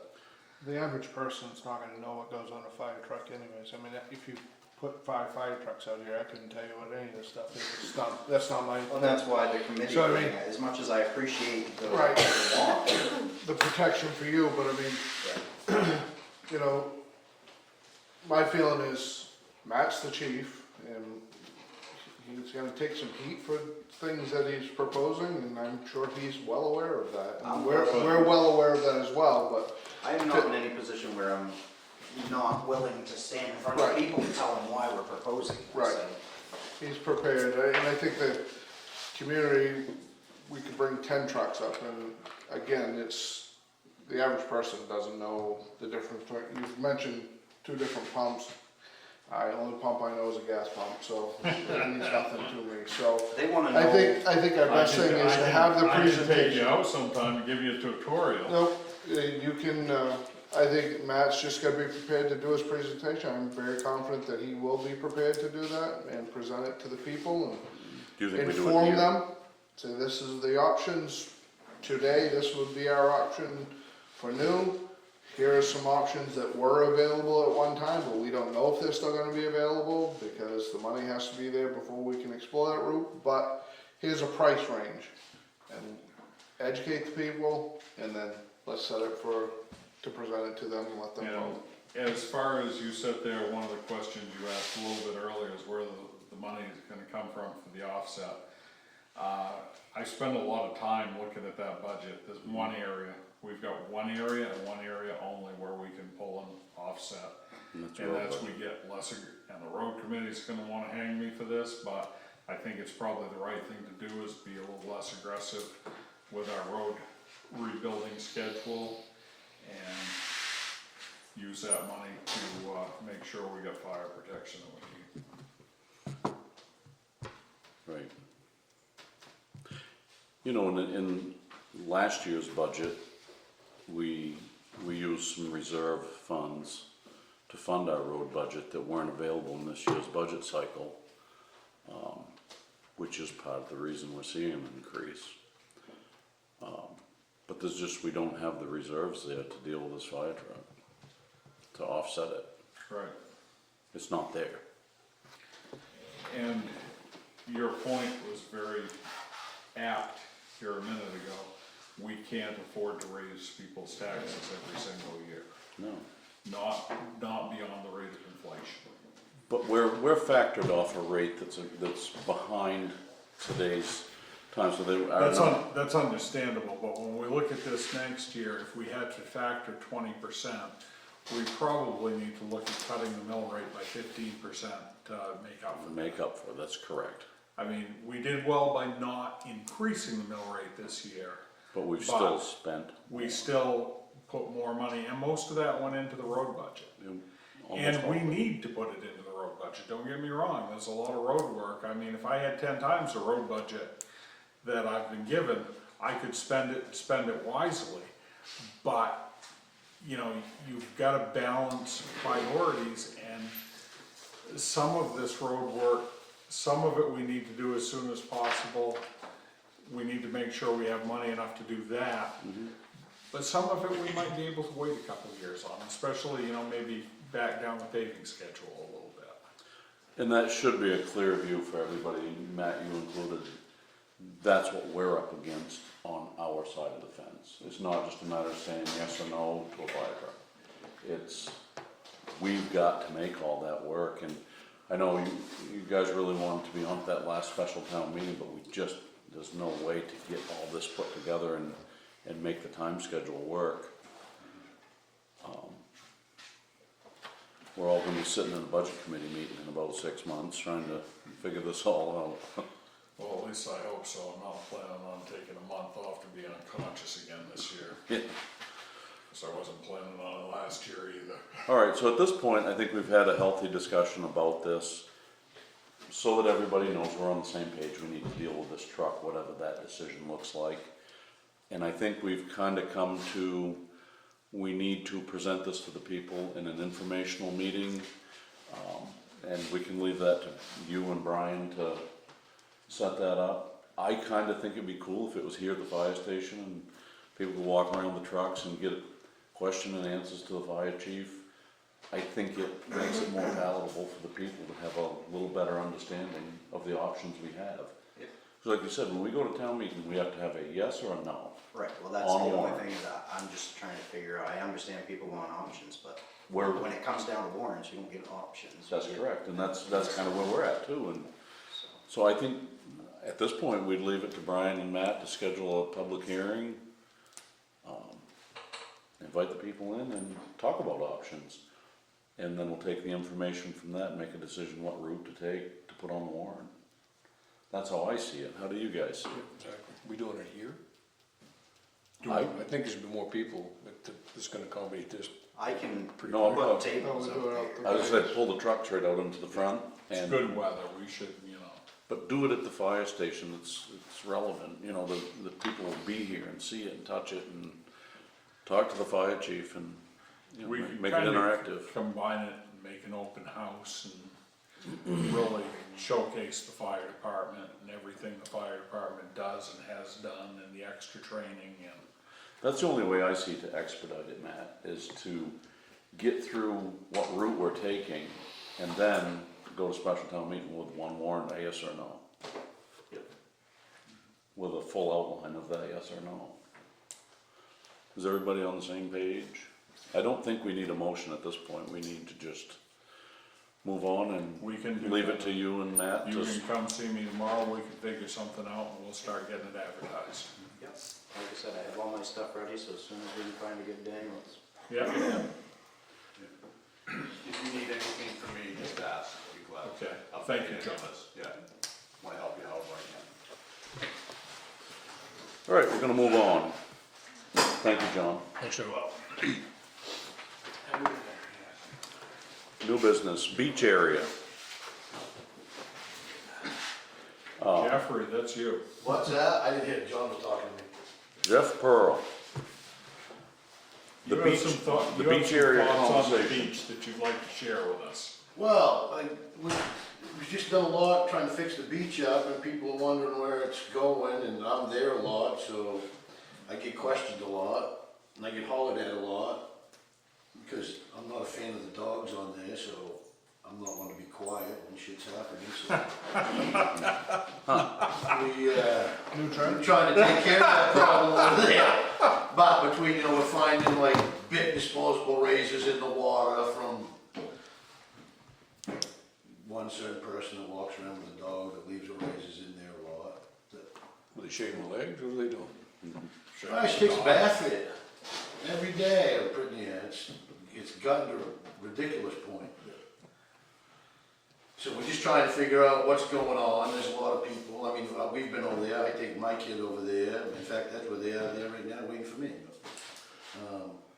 Have you seen anybody camping there? There's been a few times that they'll pull down and camp in there. Once in a while, it's up in the woods. Mostly the camping that gets done there, somebody will pull in with a van or vehicle, but when we was working over there, we pulled all the rocks ahead. The rocks used to be out to the edge of the water. When we were there, we pulled them back to the edge of the grass because we've got everybody sitting on the grass, people coming down trying to pull in between. You sit on a blanket, they'll run over the edge of your blanket, try to park your car. So when we was down there, we dumped some gravel and we had a woman pull them back. We left the turnout so people can pull in and drop their stuff off, or if it's handicapped, we left a spot down there. But that's about the only thing you get for camping. But there's been the fires, the amount of fires we're having over there, I mean. So I had someone come forward and was concerned because there was people that had been camping there and taking up almost residency there in a tent with a little fire ring and had been there for an extended time. And, This year already? this week. Oh, I So, heard that too when I was down there. I just was wondering if you had seen any remnants. I drove down in there, I didn't get out and walk, I just had a few minutes and I drove down through, I didn't see that, I but didn't I see know any. in the past, they've been between where the swimming area is and the dam. yes, And that's a they'll pretty walk over active the back of area. that hill. I haven't seen anybody, and I actually walked that back and forth some. I haven't this week. Last time I was in there was the other night, they set up bounce houses over there for a birthday party, and I went down in there, I didn't see anything down in there, but, You know, we got, I mean, like Ev Barley, she brings her lawnmower over in the car, she's got an electric lawnmower, she brings it over. Mikey Foster's usually there drinking a beer too up in the woods, so he usually takes a lawnmower and mows all the grass for her and keeps trash picked up. But, you know, we don't have any trash cans, we don't have a lot of things over there, so people try to pick stuff up, you gotta take it with you, and some of it's pretty gross. So, I can take one of, they got some, Peter dropped some barrels down there, you want me to take one down, set it down there? Sounds like a simple solution to me, yeah. Well, yeah, but somebody you gotta can- chain it or it's gonna be in the water, that's the trouble you have, every time you leave something, you can't tell who it is, but it's become a good place because a lot of it don't get patrolled much, we haven't put a lot into it. You know, you go down in, there's still this tall grass, and that's what we'd like to do, is try to get that fixed up. There's no reason we can't open that up more, we need some parking down in there. Let me It's talk just with a lot of Lance things. Johnson and see what we do, what we can do so that we're not violating our own shoreline zoning rules. And that's what we need to look at, you know, if we can do something, Yeah, I don't know I'll if it's get Lance. 75 feet or what it is, but between the beach and the boat launch, we have some of the most beautiful section that we could put, I mean, we could make that into some family gathering. And I know there's a lot of talk on the playground, and I don't have a clue what's going on with that, if they're building more playground out front. But there'd be no reason, if we could move that, get that cleared out, move the playground up back, it's near the field, near the water. That allows you to open up all kinds more parking out front by the road if you got rid of the playground out. Yeah, I And wouldn't it'll want, keep the kids away from the road. it's a That's the valid, problem I have now, is there's nothing to keep the kids from running to the road. And parents watch their baseball and whatever, and the kids are out here doing all kinds of shit that nobody's watching. yeah, we it's a force them in. valuable idea, I just wanna make sure we include the park Oh, committee totally. on any. Oh, totally, decisions. definitely include them. That's why I say, I don't know what's going on, but I use the beach a lot, and I get questioned a lot. And I've literally had people come to me and say, look, we will donate money to the beach, but it needs to go to the beach. But we need to see what's going on at the beach, we're not just gonna give you money and then have, nothing show up. So, Fair enough. So apparently there has been some campers that have been moved along just recently, okay. that were set up, looked like for a while, so. And with the more homeless around, I'm not surprised, you know, and we get that, like I say, you know, we've been, once summertime come last year, we was there almost every day, so people didn't really have a chance to get there, and We need some signage there. Yeah, we No need, overnight. we need a They lot of don't, signs. they I don't don't even know if look at signage is it, they gonna don't even be- look at it. No fires or. I don't know if But then you can how enforce much it once signage. it's The posted. good thing for the signage, it gives, You can get something to stand behind if you make them leave at if we least. make them leave. But the Now no they're- dogs, no fires, and Now that they're throwing stuff. tires over there by the dam, metal. I've been picking up tires and metal and now they're dropping the trash right beside the shitter. Yeah, Bags it's- of trash, they- and now they- they think people are leaving their own trash down. When I went to softball last week, somebody ran into the shitter and bent the door, so Yeah, I yeah. couldn't close it, I bent that back out and fixed it, but it's, it's something all the time, but if we get people to go and use it more, that shit won't keep happening. Yeah. Well, let's start, I'll get with Lance, I'll go see Lance tomorrow, I should see him, I think he has an appointment. We have an appointment with a person we're both trying to help. And, I'll get him to come down and take a look, cause we really need his opinion on what we can and can't do, cause like I said, we've gotta make sure we follow our own shoreline zoning ordinance mean- there. And he's the one to give us the opinion on that. Once we get that, then maybe we can get a meeting with some of the park committee and, some other interested people. And, I think there's some volunteers, like you said, that would help, I think. There's a Alan lot of Burgess- people that have, I've been Alan over there Burgess before, is seen for- 15 kids there swimming at night, which I was like, I didn't realize the beach got used that much, but, my kid loves it, and so we're over there all the time. So, I'll start by meeting with Lance, and then we'll Yeah. kind of pull something together from there to see what we can do. And I know we discussed this, but we do have separate accounts if somebody wants to donate just for the beach.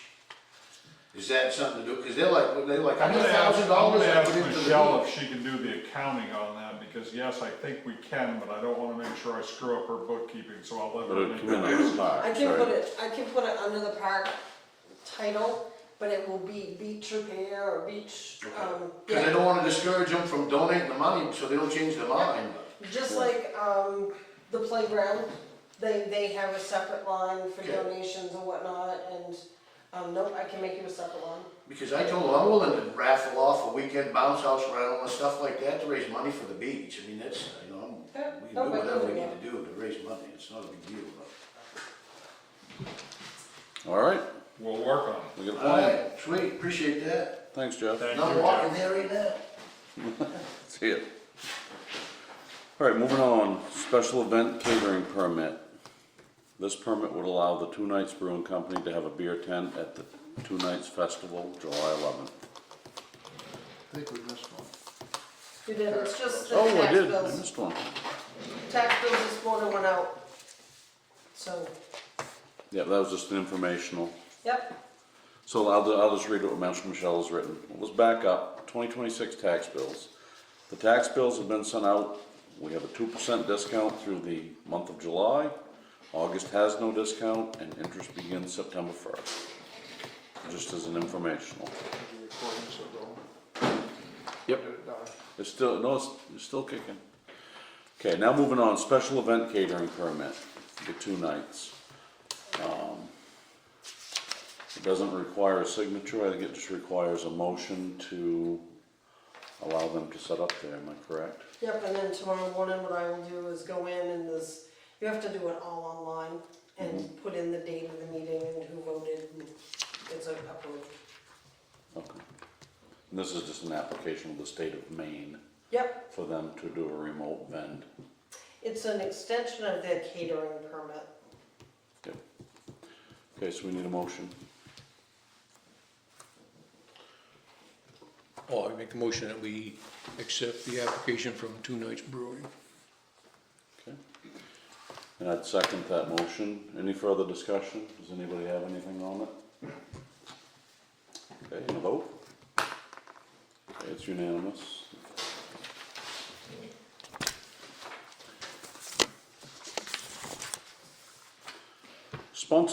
Sponsorship checks.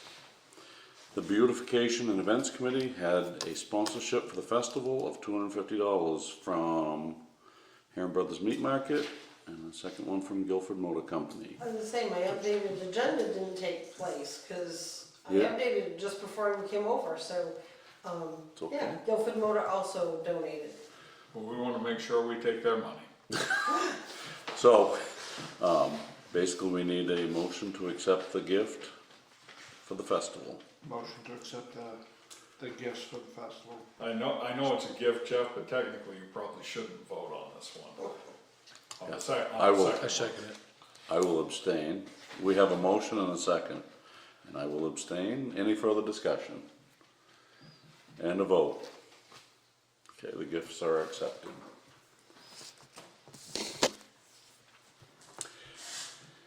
And next, Smart Trust. We have received the check from the Millard and Marjorie Smart Trust for $1,350.03. We budgeted $1,200, so we received a little more than our budget figure. Yeah, so this is basically just an FYI. When I first got here, the Smart Trust was bringing in about $2,000. Obviously, interest rates have dropped, things have changed, so we budgeted down. But we did get a check this week for the $1,350. And that's just, that's set up as an That's in annual the- thing. In It's our right in warrant. our budget, Yeah, so it's in our budget. we don't need any. In town warrant, so that's just an It FYI. has to go to education, that's a requirement. Okay, next item, auditors. That's you, Michelle. So, I've talked to each one of you at different times. I've worked with the auditors since March, trying to get the bank reconciliations done. They keep running into problems with checks that have not cleared since 2023, 2024. Our liability accounts, so like, state withholding, IRS checks, some of those aren't balancing, which I take everything from payroll, so whatever payroll produces for me, I send an ACH check to the IRS. but it's not coming out right. So again, we've got issues coming from before me, that keep messing up the waters. I have asked the auditors for a quote to see if they can get this all cleaned up. I was expecting one today, but when I went into the office, I didn't have one. I just don't know what to do. I've tried everything I possibly can do, to figure out what's going on. In 2024, we had them balanced the whole year. And Brian asked them while they were in the office if everything was okay, should we be worried? And their answer was no, everything looks good. So now we're back to the drawing board of why isn't this coming out? How much is it off? They can't even tell me. It's these checks keep coming in the different areas of Trio. I don't know if because we went from Trio Sequel to Trio Web, if that made a difference in seeing information. I haven't got an answer on that. I've asked Trio for that answer. That's when it balanced in 24, we were on the previous Trio program. Mhm. Now we're on the new one, Now we're on the new one. and the new one's kicking up different numbers. Evidently, yeah, because I keep sending them stuff, I send them documents.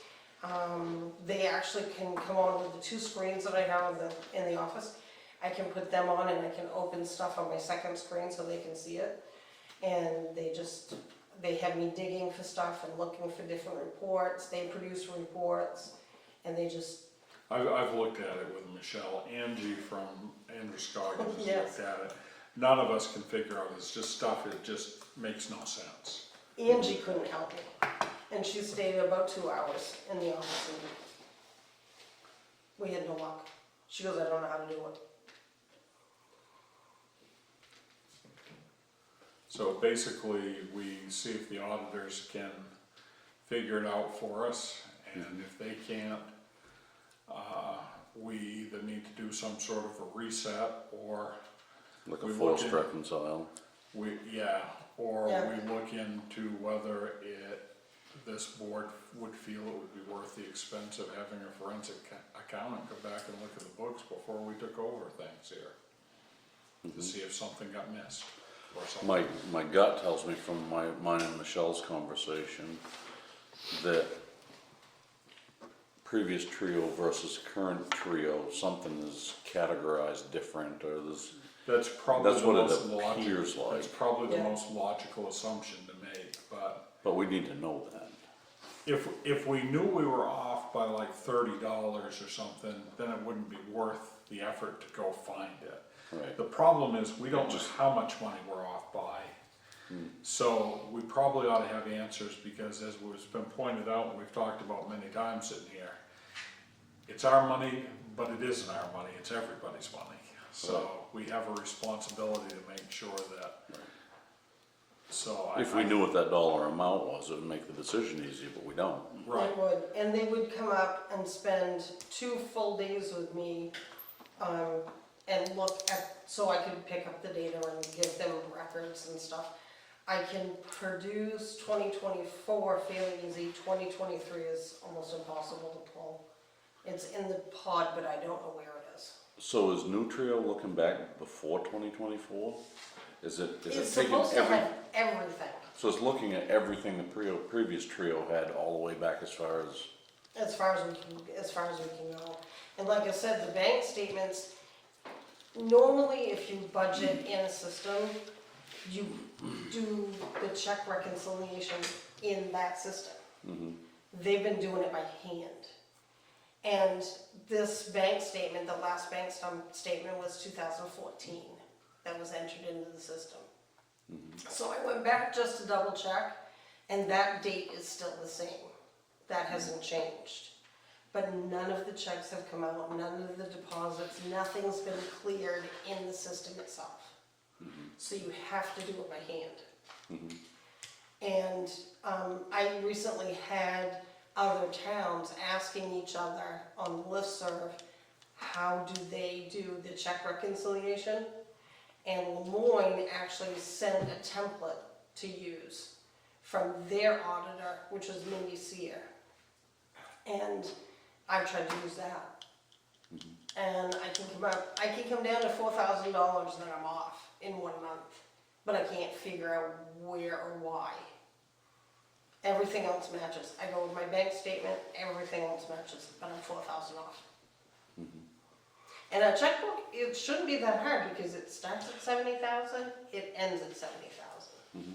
But you have to take the sweep in there, and so you have the sweep coming in and out, so you have interest. I mean, there's lots of components to it. But Trio should figure those components, you would think. It does when you put them in, but you still have to do it all by hand. I think what we need to do is have the auditors come in and really, I mean, that's what we pay.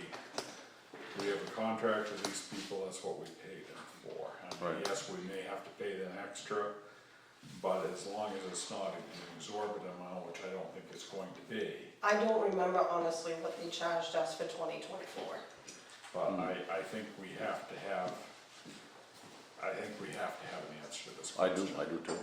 And a lot of the liability stuff is where, you know, your state reports are coming in and out, your federal reports, your IRS, all that stuff's coming in and out of those accounts.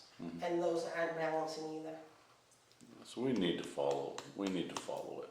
And I don't know why these two girls, this is the first time I've worked with these two. They have a phone number, they said if we wanted to call, we could talk to Karen tonight if we wanted to. So, do you just need us to approve the contacting of the auditors? Is that what we need for Basically, I tonight? just want to bring you up to date as to this is what I'm facing. So this is FYI. We wanna at this make point. sure you know what's going on, Right. so there's I no don't- surprises. right. Us and everybody else. Us and Exactly. everybody else, yes. We want the town to know that we've identified a problem, and we're trying to figure out a way to Yep. mitigate the problem in as honest and transparent a way as possible. Yep. And then I'll come back to you once I finally get a quote, I'll bring it back to you and we'll go from there. Okay. Next item, town manager's report. How about I give Drew a little bit of my time? She's been sitting here patiently and almost falling asleep. I've been watching her out of the corner of my eye here. And one of the things I had on my list was a report, but it would be more valuable coming from you than me. I guess I'm not very prepared for the report. I mean, Just tell them what you've done for the 2 Nights Festival and just keep it simple. They're ready to She's go. done incredible. You've done a great job. I want you to get credit for it. we figured out where everyone's going. Everyone seems to be happy. We did find a DJ, and we also found a solo artist to play for an hour or two. So we have the band figured out. We've got TKB situated. The car show is all situated. The trophies are ordered and should be here any day. Yeah. We have banners. Yes, we have banners. I picked up the sponsorship banners tonight too, so we have those. We have bounce houses once we pay him, I guess. I gotta figure that out now. All you have to do is give me an invoice. Well, I didn't understand what he was saying, I guess. It sounds like now that he might be donating some, I'm guessing. I think he but said- I'm He not said if sure. you Pay for 2, he'll donate 2. Yeah. So we'll have 4 bounce houses for the price of 2. Okay. So all we need is a bill from him, correct? I almost think it's only one. Maybe, I'm not sure. Kelsey put the warrant together. It's over here in this pile, Jamie. The big thick one. Didn't mean to interrupt you, Drew. Continue. Yeah, so I made the proposal for a band in there, then The sign, Bounce the sign is a big thing. the sign, yeah, we did pick up the sign. So we're using the old sign that was in the town garage. This is for the town hall. Right. Yeah, we're gonna refurbish that for out here. We had Eddie's Tint and Print make a replica for the other side of the sign because it's not double-sided. I did pick that up too, and we have a lot of work to do to get that done before Saturday. we have all the flowers and everything, so that we can, put flowers in. It's a 4th of July thing. This is in the sign base right out here in the driveway. And the town hall committee is ecstatic about this volunteer work you and Michelle and everybody have done on this. At our last town hall committee meeting, it was suggested that we get some bunting and banners and flags on the town hall to let people know that we consider it relevant in this year of celebration. And I sat there and I said, if you're putting me in charge of decorating, I know somebody that loves to decorate and it ain't me.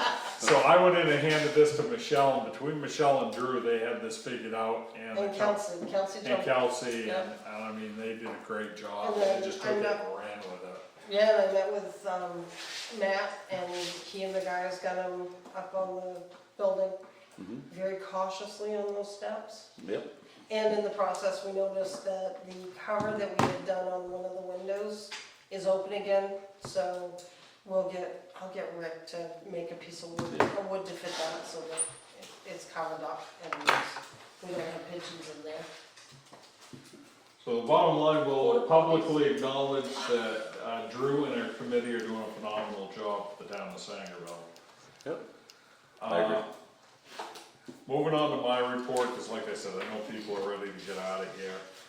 Cannabis, some of the stuff I put in these reports, we all know, and probably it doesn't need to be here, but it's a way I keep a log of this on, of what we're doing and when we're doing it, so. I don't think there's anything I can add on cannabis policy. Policy review we've covered, the fire truck situation, we've got a good plan there. Property taxes we've covered. Surveying, I'm still waiting to hear from Sackett and Brake, they've done the survey on the old dump, I'm waiting for a report. And I'm also waiting for a quote on what it would cost to survey the Center Pond Boat Landing lot for us. Special events and beautification, Drew did my report for me there very well, thank you, Drew. The planning board, just to update you on what they're working on, I am going to the planning board meetings whenever I can now. They are looking seriously at the new building permit, they've made great progress on that, and they're also gearing up to update the comprehensive plan to bring that before the people. So they had a very productive meeting the other night.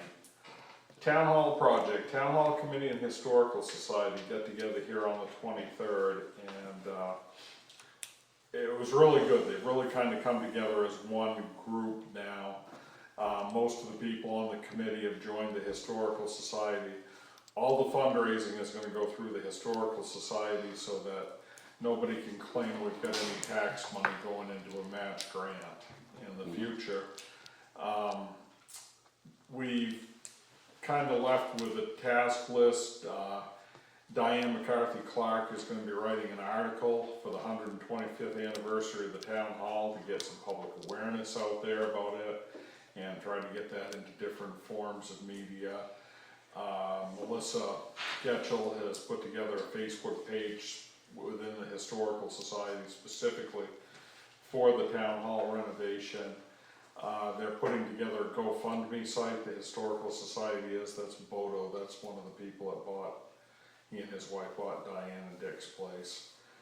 And so, really forward progress there. And in some of my downtime or spare time I've had in the last couple of weeks, which hasn't been a hell of a lot, I did some research on what might be out there for grants currently, and stumbled on to get the name of it correct here,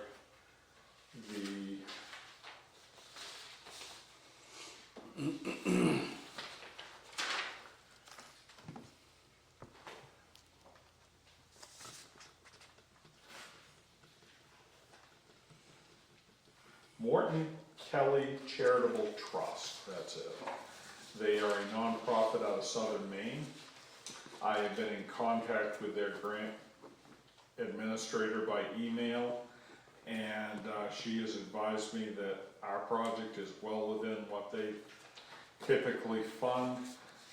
They would like to see a grant application from us. I'm going to be filling that out. I think it's due before the end of this month.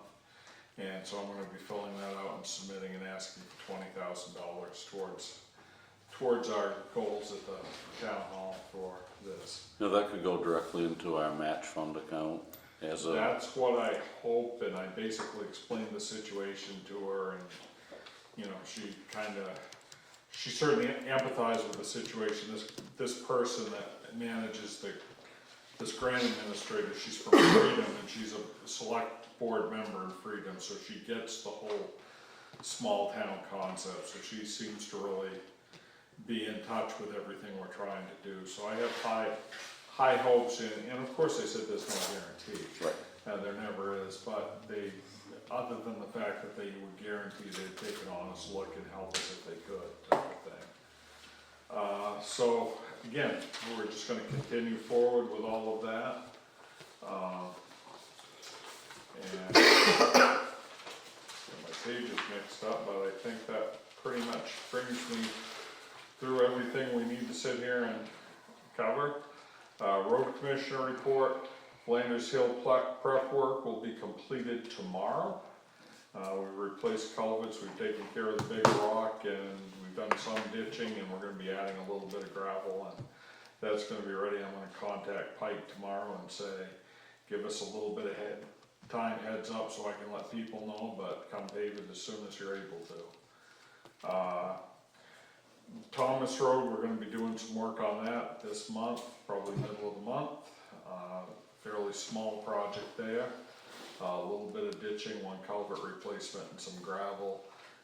Basically, we've had water, one resident's had an issue with water running pretty significantly into his driveway, and we think we have a plan to help mitigate that as well as improve the road a little bit.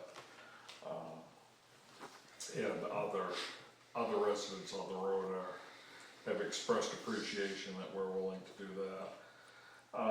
I'm gonna be meeting with the road committee on site on the Silvers Mills Road, 5 o'clock Monday afternoon. We're gonna kinda hammer out what needs to be in a bid package for the Silvers Mills Road for this year. We need to do work on the McNaughton Hill Road, that's gonna run over the $10,000 number on our bid policy, so that I'm gonna do a bid package for McNaughton Hill, a bid package for that, and we've got some French's Mills Road stuff that I'm gonna put out to bid as well. And so probably what I'll do is I'll put the bids will be determined by you, the three of you will, but I'll probably put them out this month, so that we'll open them like on August 1st and award contracts then. Unless you guys feel you want to see the bids beforehand, if you're comfortable with the bid package going out without approval on the bid package and just looking at it, it's up to you. I feel like we ought to just field it by so we know. I think we ought to field it by us. I'll give it a I don't know shot. what you guys think. I can give it a bid shot. much wrong. Do you want to do that formally at a meeting, or do you guys just want to see them by email when I get them done and be able to comment on them? Is it something for our next select board meeting to just field it by us? Is that, We can do it that way. again, Yep. thoughts? That'll work. We can do it that way. Yeah, I think it just keeps everybody on the same page. And it gives me more time to put the bid packages together, so it works for me. And that's all I have. Okay, Michelle, I'm going down through my pile, and we're near the end of the meeting, and we have one thing that was missed. Yes, because that was on my corrected one. We ended up being taxed for tax acquired property. So the only way the town can correct any of that is to do an abatement. So Hamlin Associates has done an abatement for our taxes. You just need to sign it so that I can make that account 0.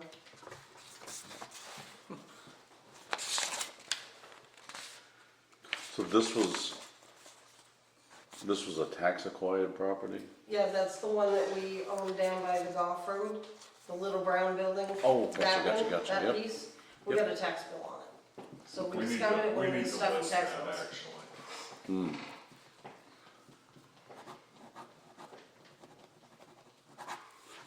That could be part of our next select board meeting, having that discussion. Either that, or I could just call Jamie and have her list it.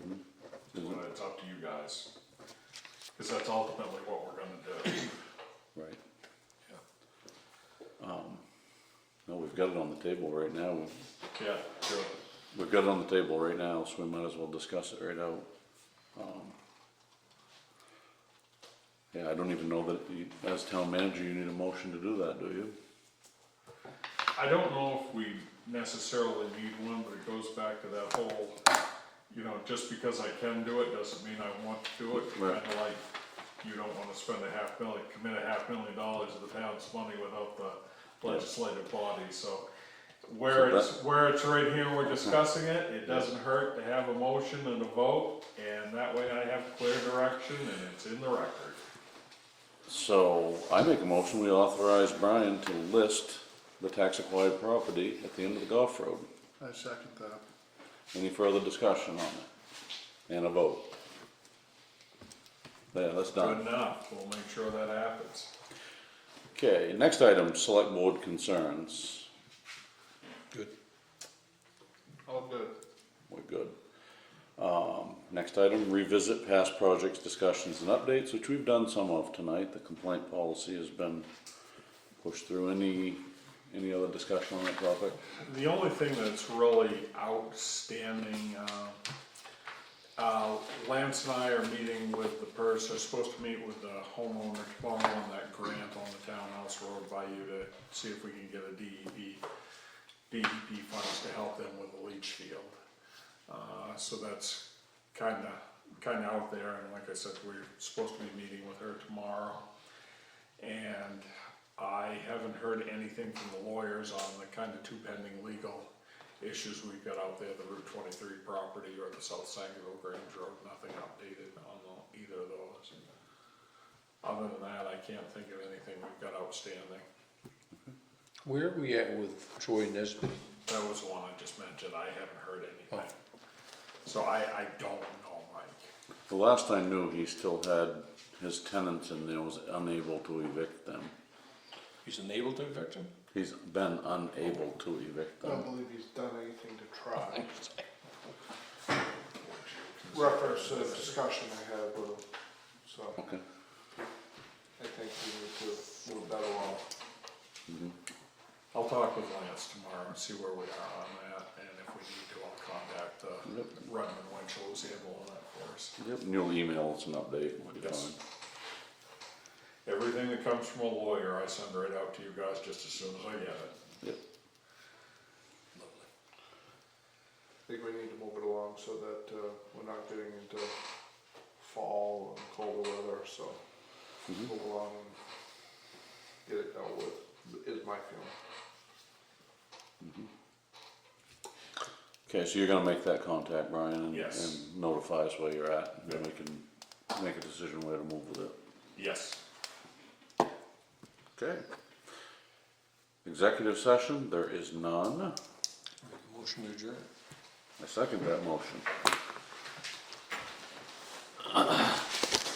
The time is 8:03, and we are adjourned.